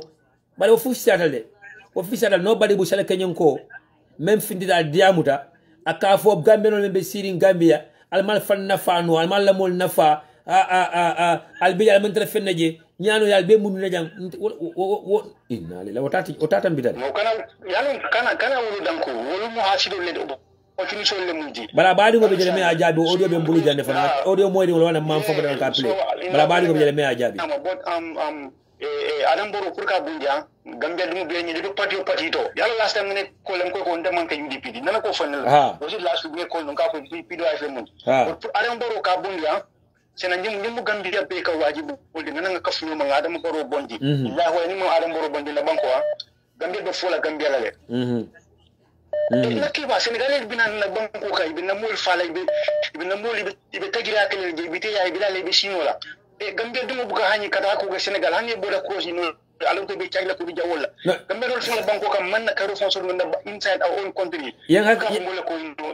haklo bulandi ko do la ni mo be kacala ko ning ako defense minister la sita no media houses ako Gambia ning Senegal agreement no Senegal me ko hot pursuit ako say nato ko banta keta bontala dum da Senegal den fo Senegal man Gambia fana man rasir bankata hot pursuit ke kadum banta keta no ma kada no muda ngai ko nyaaji bi da inyana sumu jala kara ñun sumu no ma ba sumu da ñun sumu da ndolla ma sansa ko ko numela ko mo ñun bu ko toñal fo mo li ñun dina la problème modi ñun bu ko toñal fo tole def ndada men kan nyoku ya barola ko be kan stress nyawnya men kan nyoku ya dra wona gambe no be sitting in a developed country in the diaspora exactly abe campaign ke kambaro wala ka baro defense ninga mulje like ñi salif ñulu Mr. Ajide ñulu ñu ko to ka alamboro e fasa sen ñun be twa buru jang ñun sa sa la ko mo dole bina abi sambala ñu bi lo tan kendo sur la sen ñun ka ji kendo le sur ko bu ka fa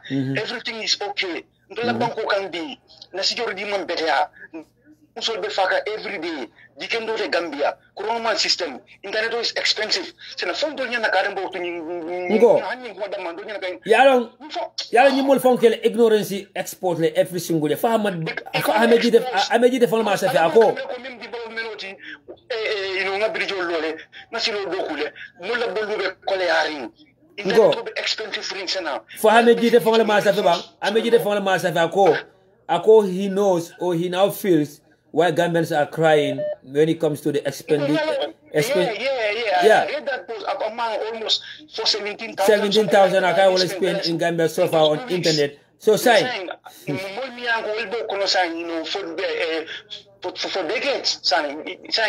No, sena billahi wala momo be alamboro no makawura no ma. Is it an opportunity so le maji abala gi fo le fe among Gambia ji and among Gambia di noje. Ala gi fo abole kono. This is the plain truth.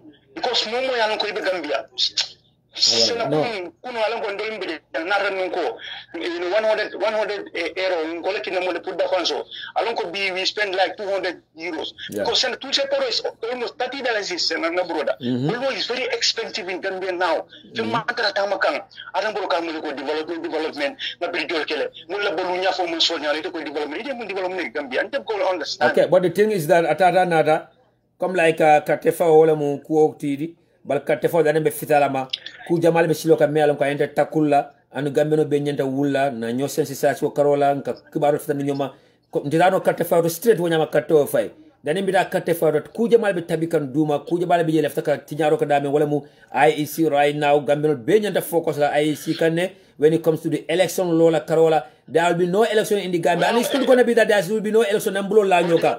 There will be no election in the Gambia when they want to remove because I see the do ko la you ngaje bi alon ko political party le soto la so political party fa manya na ka I fa bulu na olbe olbe do ko ke kan olbe do ko ke kan my party la ko dol bi in ka support ko my party ci my party ka fidla ka diamu yeah let me help you here let me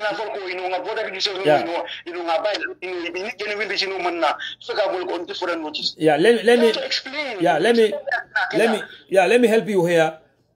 Surtout na patiola Karola, I'm not saying that they are doing everything 100% right or they are on top of the game 100% right, but there are certain things they are already aware of it. Il a strategy to find no banda comme like ñi katambe ñi nekela ta fala ñi mina ñoo walina ngoy ko ñi katambe ñi nekela wala na malam fale pa modou bojani parti leader la interview la moyle bila ñi ka question la ka fay ko alkalol be involve ka ñi kol konole se folbe involve ka ñi jele misal fe naketa manam UDP le planote party leader will never say that in the air. Party leader appeal to the general public momo ñente menkela yake but party wala side membe kala to forano in the air be kala kesso be fay so they are working on their strategies, they are working on their programs ko la men yalonko minam la plan bidi party wala plan on for everything even you registration na minasira party menkela is already there ning ID card on be di kante party ñente menkela be kala by ita findila we just have to be on top of them. Katandilako is a do or die. For example, Gambians will never na UDP le can't find wala. It can't time of from ways wala to vote on this fake draft constitution. Niyo ke tinyaro de kala. Ba backfire UDP le ka. Mo kan ndasa na jaji fa ko la funyo ko sane manya na fola on the air. UDP do no le kato fay pour ka foko ni draft constitution e mun nan kotenge. Mo kan ndasa na jaji fa ko ka funyo ko ay manya na fola. Because we will go after them. We will go after them aggressively. Secondly, draft sport counting. Nina party yola moli daile wala fo baro sport counting because baro ka file. Ni ake pam. Ni yeah. Sport counting ni ogondire kalongo yeah. Sport counting them single majority them and ballot paper. ballot paper nying ni sonda ya introduce along ko 100% ko ada buru ballot paper la election o sunyaro diara o ka pre-plan ballot paper o ka pre-plan very cheap o ka pre-plan so there is certain thing in party function to wala ye because a mistake will make a shatter side in the first place party about time mo bebe comfortable mo be amara ko Adama Barrow mamina mina finra ni karola imagine Adama Barrow ala wala in the first place to register a political party in his name. Adama Barrow's name should not be on the ballot box. IEC should be challenged for this. Yeah.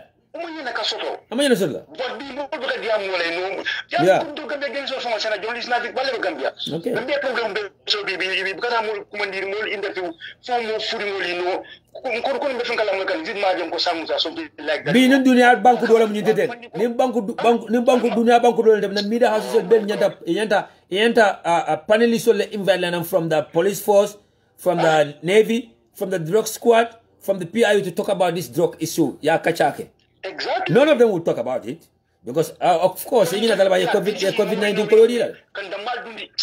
Your COVID-19 colonial. Yeah.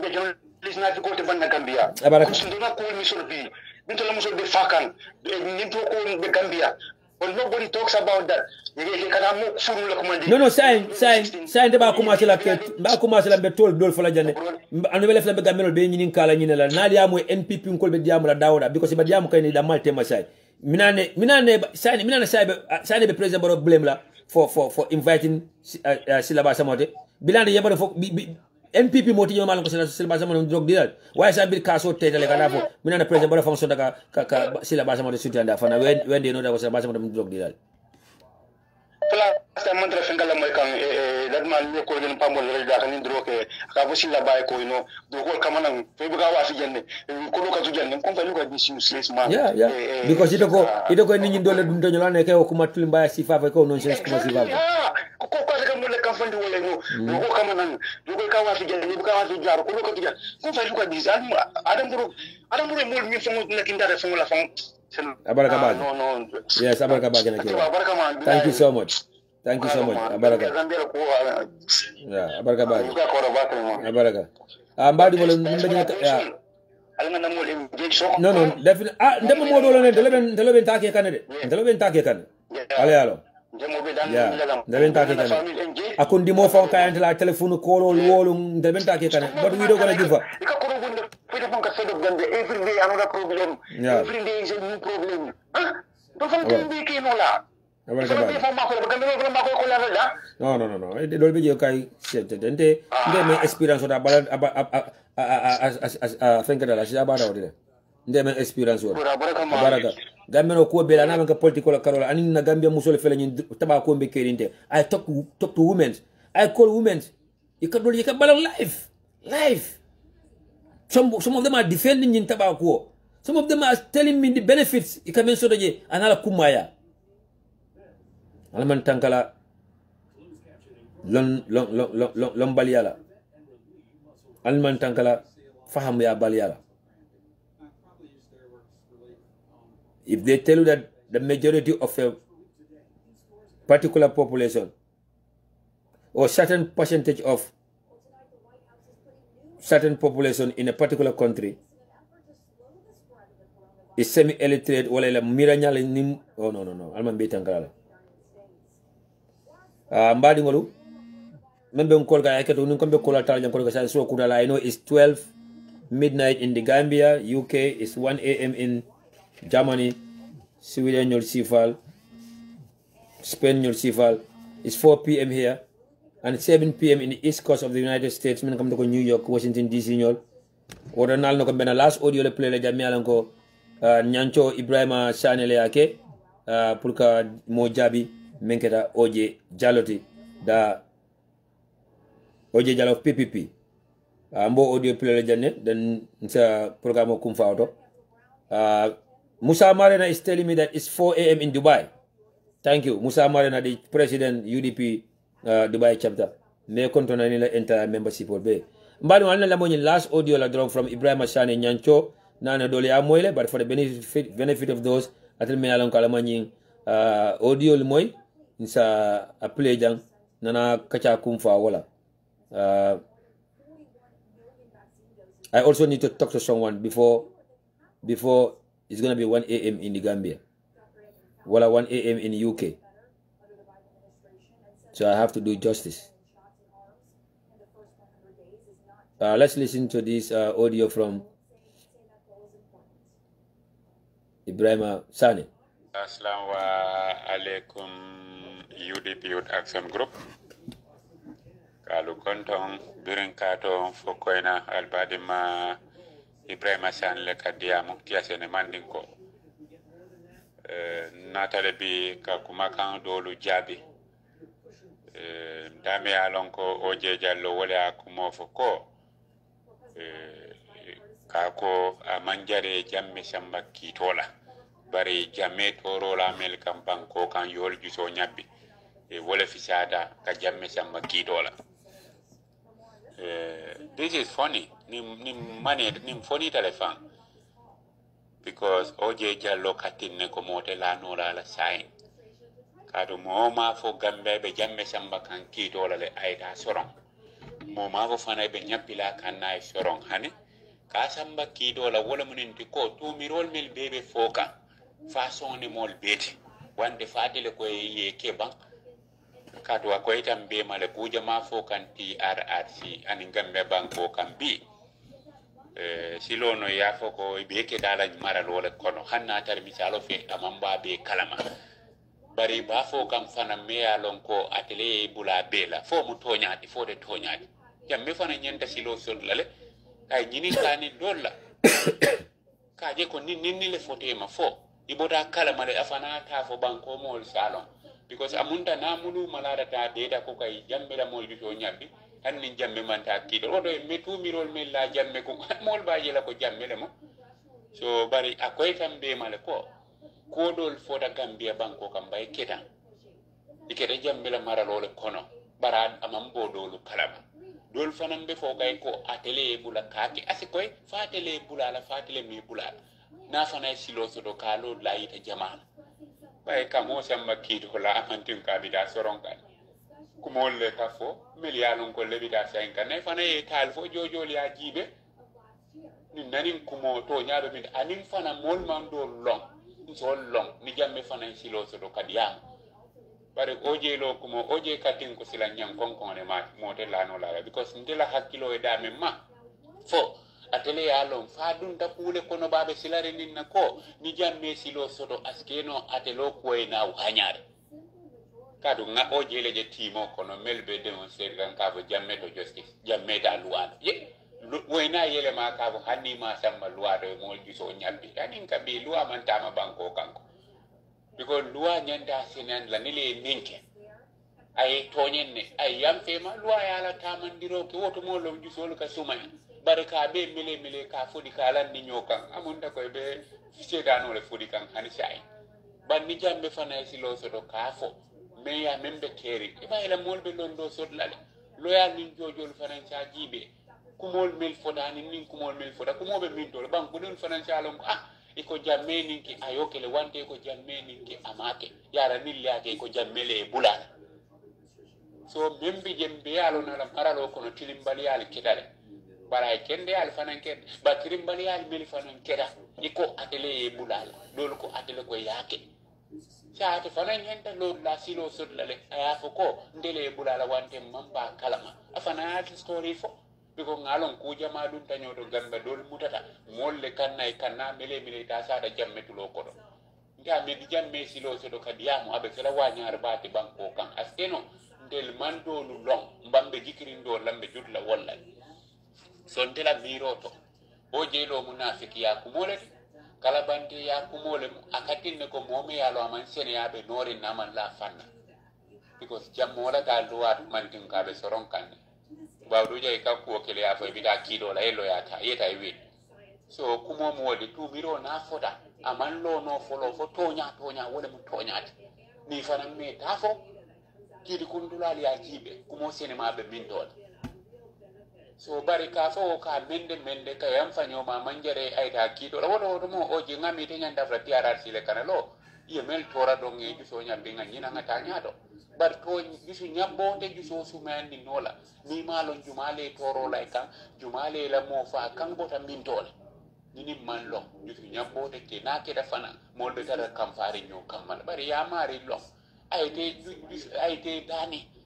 isabar nga nyo juso nyambe nga muru nyo kan tiara sila loko mo le pour ay fo ay lo na man fo ate lonna sani oje ka funda ko kala banda ko mo ka aman jare je jamme samba kitola men jare da wala mi yol juso nyabbi ko do ngafole ko do mo few mendi abu kamol ke kilindi kado me dum an num sodo ko ka jotule me jama fanan sodo sama na kitta jama sodo aka kampani même ma hana sodo fanan o fanan nin kampale kasi ba to nya foda ko ka juto be sumayale mbadi ngal belo moy again ala de maro kan dual be jabi kan in the sense that ko ñene be continuer la ka ifan la ignorance expose momo ya fan associate with baro wala momo ya lan ko ka baro sembenti ya pla simol kan pla continuer la ni tilimba ya la be menna pla continuer la jamfala en hasidi ya ma bala momo ya lan ko ke fan suti ati baro la wala ka baro la support in anyhow in any way in one way or the other mbe ala be continuer la ke wanyari ala be continuer la ke sawol londima ala be continuer la ke quelque multi men yalan ko del bi idi amuta dawda be fon la ignorance la expose la idi amuta dawda be fan dundila wala idi amuta dawda be baro la tinyala because it ba mira molbe dabo her kan dame people be loving him it ba mira molbe borla UDP la dame molbe kan la UDP la ka fokonon nali aji be ni wato ko ni men MEDIA media house to ye jumala ma yelo ya dabo ma ni UDP but I never munela ile ignorance ye wala exposed to the public and importantly for now ya tandi mola ko barole bula nyum kuma kan wala barola ka foye nyinike ita ka barola wanyare ita malo ya ka dabo tinya wala ka UDP le tinya. So at the end of the day to nyal bella bana an almale continue ke exposing di mbe kacha kum fala men na jana wala mu nta sana jaaji be baro nyinin kala gamberon be diaspora be baro nyinin kala nyinela wato wato and what be Gambia on the ground at melon katelebe de hit nim face ka atelebe at risk right now atelebe in jeopardy right now albaro nyin ka nyin question wala fadani be fitala 2021 do comme wonne na lande na leer atele yafo ako ale bulu kosi baro bugul le dem na leer ita da state house be don na baro bugul le dem na leer kon liñ wara leeral dafa bari na baro leeral affaire yu ñu gis ko president baro itele ko na leer bugulo mu len dem kon ñun tam dañu bëgg mu leer koko yaay mun lepp yaay def lepp yaay badu mun lepp badu def lepp badu xam lepp kon baro am lepp baro mun lepp baro def lepp baro na leer yaane bëggulo mu leen dem dañ bëgg nga leeral ñu mina sabu ita ko ite kun kilimo wala ite ni la musu fulo damma ite la dépasso ñente kala dalasi wuli kilin dalasi wuli keme dalasi wuli talulu dalasi wuli keme dalasi wuli talulu $150,000 baro te ko bol domala tilo kono $150,000 baro ka bol domala tilo kono eden baadi Gambia ko ite fanyininka ni baro ka be dalasi wuli keme dalasi wuli talula domala tilo kono anyininka be jelo domala lokungo kono abe jelo domala lokungo kono lokun kilo kono baro ko 1,050,000 wala mal dépassé 7 days nimbo de dimaso kono fodaren ka fita ñon dimaso to baro ka million killing dalasi a wultal lulu akol do pour dépassé damma akata enta sisol ni kongol men sanna chicken wings ni french fries sol ako 7 days kono 1,050,000 million killing wultal lulu badu wonta ko de 15 centi de wonta ko de chakandi de wonde ko cagandi de sango kono kabo January karola fodani be fitala December karola ni sango kono baro ko atele de paso abe sisewol nim bananol nim fruitol nim fon sana mena ako million tan nim fula wuli keme woro ni 150,000 ta ya multiply by 12 la dalasi wuli keme dalasi wuli talulu ya kafu nyoka fo kartan nim fula baroko million tan nim fula million keme woro aka wala domo $12,600,000. Allahu akbar. So baro na fofu leer dañ buga mu leer kon ka yaane buguloo leen dem na leer ar baro ñininka sanji saban ko la bandi tokki mansa kunda yen so bosol la bosol wo taymo ji malbe ambassador yala tokki honorable Keme Senjamme yen so bosol la ay boss dantane di university la pour kambondi no mboro ay boss dantane di Gambia college la ni mo ñina boss fu la wal di Gambia college la boss to malbe an ka bel mom boss ji silo ka Gambia ka boss wulo mo la be bori kamba bilim bara lem bam fo koyna lem bam fo passé lem bam fo siara lem bam fo jara lem ba anyina boss wulo mo je mintu la be bori ka o boss wulo mo yewol leta yeta ye be peinture yak boss ko di bi NPP ko le use pour politique la karola wala NPP la boss oli aka siso ko wala ka fo be mo carré orelana be boss carré orelana be tisar carré orelana baro na leer yaane bugulo len dem na leer lu wala leer dafa bari na leer ndar mo la fi dibo fo ndar fo wi aleji tu len dem na leer leeral ñu ana boss yoy nonu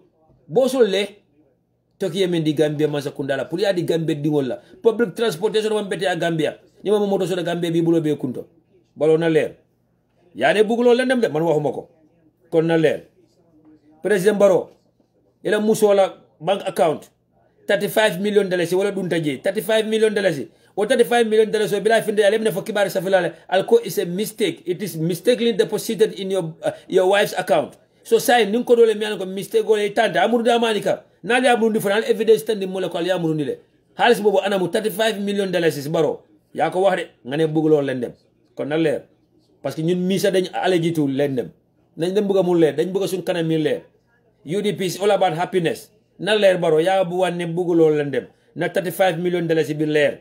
That $35 million that was deposited into your wife's account Fatimata Babaro fofu dafa wala leer ya ne bugulo lendem kon na leer Barrow ya ko wade i téléphone du molbul dina leer de ba nañu dankene ya fana solo ko kumo bu kayte fo Barrow ede buga kubo fo kumo kayte fo na leer Barrow manka bankunda ila ko dame ya dide ifa suwo Abubakar Khalil Waga Futa investment wala ya dida adida mun dalila ka ya kaya adida free ka yeswala for what mine benim Khalil Waga tema Futa investment ya mentioned men law on a government reserve land melan ko manka mankunda alkalo madila URR governor madila sefol madila na fofu le dafa len dem torop dafa le lon dem torop te ni den bëgg mu leer we are allergic to len dem ñu bëggul mu len dem na leer ya ko wax de président Barrow ya ko wax de lan neer bi dinañ ko wax 2021 ending na leer président Barrow dañ bëgg nga leeral ñu tam drogue bi the talk of the town ñu ko waxtaan si restaurant yi gaay ko waxtaan fu nekk na leer drogue me ya muta lan ko ya muta poroto ila advisor a main advisor to you a public servant saka jata to fata jele banka keta tobe fokan jele si la basa mo tobe fokan jele na fofu leer ya ne businessman yi amna politician yi amna ñi ngi deal ak businessman yi itali afo jam yiko opposition leader be jele ni criminal be deal ka fo na fo wato se dani ba fo ta ite fanta findida isalam ko ala man sote de sabo su leerul yalla dina la ko leeral na leer alma ale kiti tara ni tema president Barrow na fofu leer drogue bi kanako mom 4 tons of drug the market value of it is $4.5 billion abon South America Ecuador atara ndula jamaldo na leer Interpol ko is registered in the name of the Gambia government and Banta Keita is the receiver of the container. Who is this Banta Keita? Why Banta Keita have escaped from the Gambia? Na fofu leer ndel ma fo de yo yawone nañ taxaw ñu fecca yo bugulo leen dina leer dinañ fi fecca way dañ bëgg mu leer ne tantan ko ci mbendonal sa gaay fecce leen state house ci ne Barrow bugul leen dem na leer na fi leer dafa wala leer ñaaj président Barrow who is Abubakar Jawara? Why the diamond business, why the sign mining contracts are all given to Abubakar Jawara? It was not tendered. There was nothing like competition. President Barrow, who is Abubakar Jawara? Sidi Njale Abubakar Jawara connect. Who is Abubakar Jawara? And who is Sekou Barrow? They are your business partner. Either load the co-funding ke for loader. Ika for me Barrow youth movement. Businessman only be come left take the market. O businessman will be Wolem Abubakar Jawara tikodi. Wolem Sekou Barrow tikodi. So say kamena develop, kamena contribute to the development of the Gambia. If I ke kamena Gambia dul mako kamena is going to improve the living condition of the Gambian people. Ndata after fofu mo leer. President Barrow ntema for de Italia iko bugulo lendem. nañ fecca yow bëgguloo leen da nga bëgg mu leer kon leeral ñu fii not only me but every Gambians want to know what's going on between you and Silaba Samade, you and Abubakar Jawara, you and Sekou Barrow.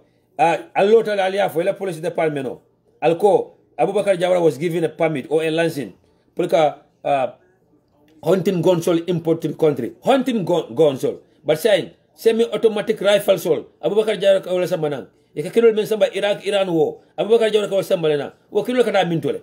Ika fintile kote ka ba fo be sidi Gambele. Baro na leer de. Ñun dal kuy leeral lañ buga. Bilay so leeral ñu buga la. So leeral sa ñu loof la. Kon leeral ko. Waaye kon ko leerul na duñ leen mëna loof. Na leer. Yaa ne buguloo leen dem. President Barrow, deportation agreement. Ya sign Gambia in Germany Masakunda tema. Ila Masakunda. Ila more key that ya sign in October of 2019.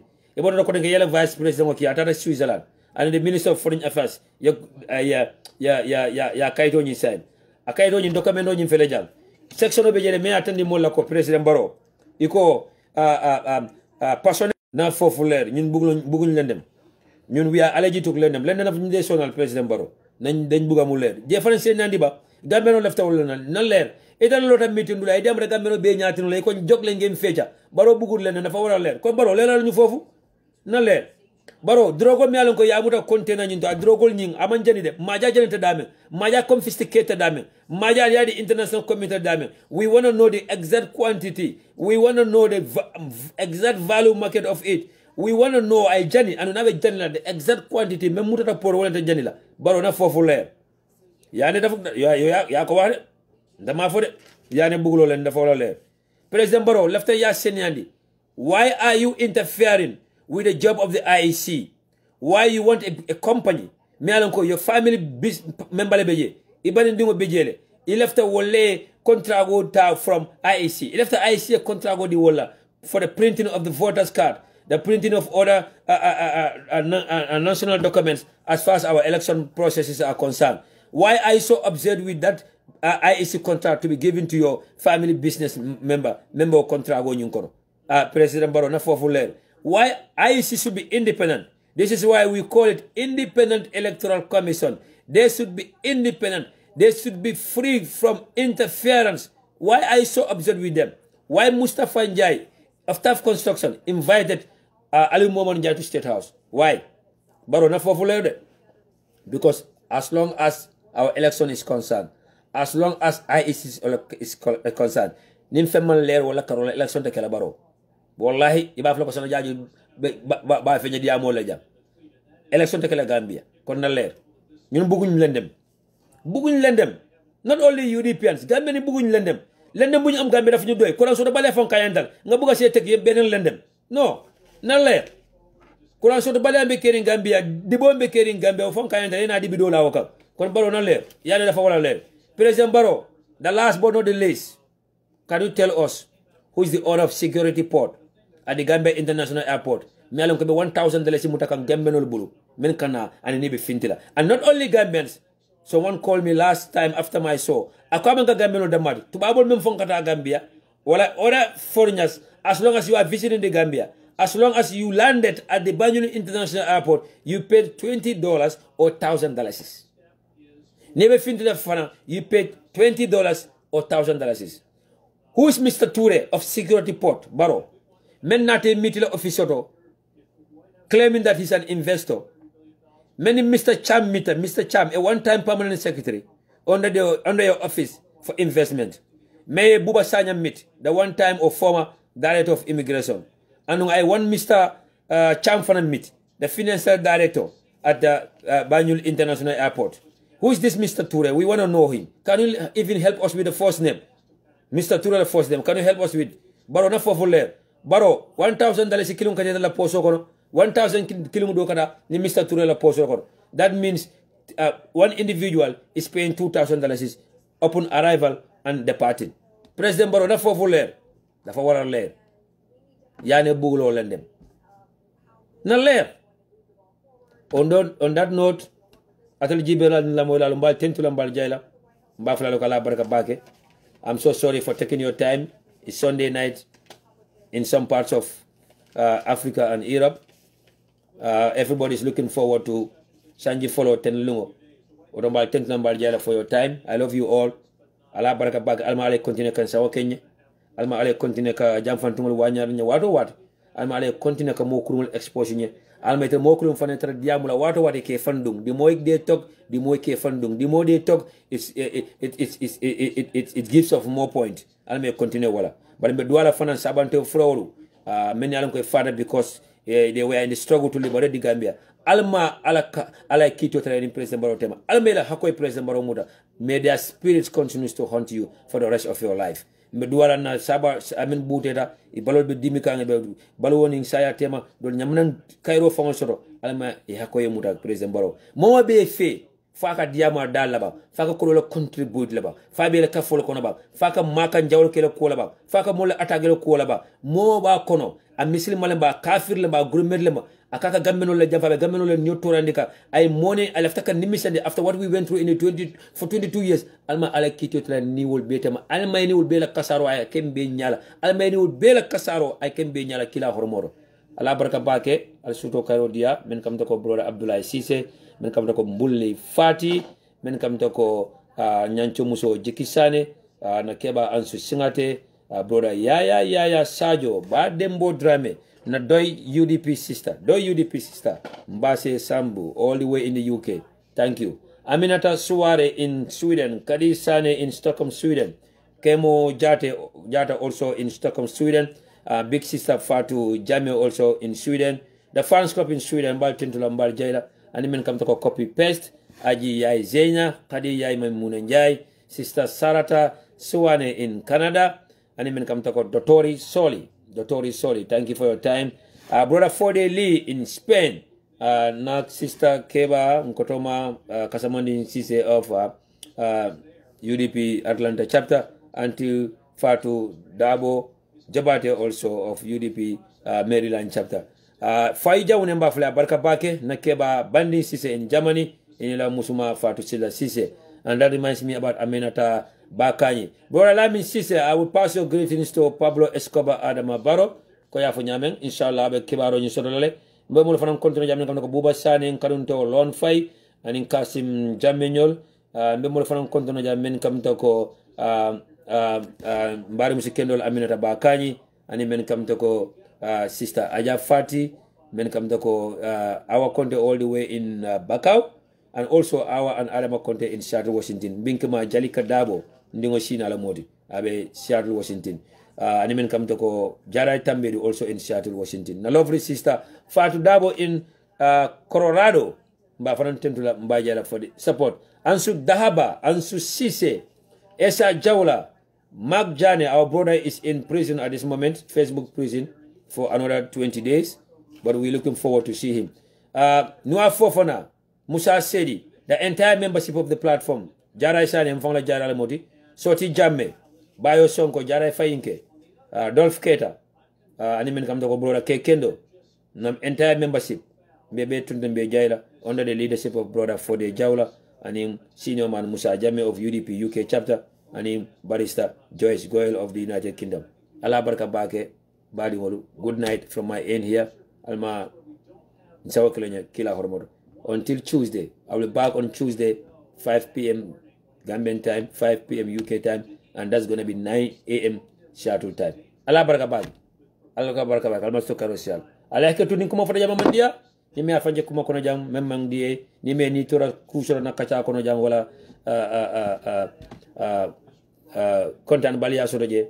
It's not my intention, but we will hit the nail and we will continue to say as it is. Allah baraka. Good night. I love you all.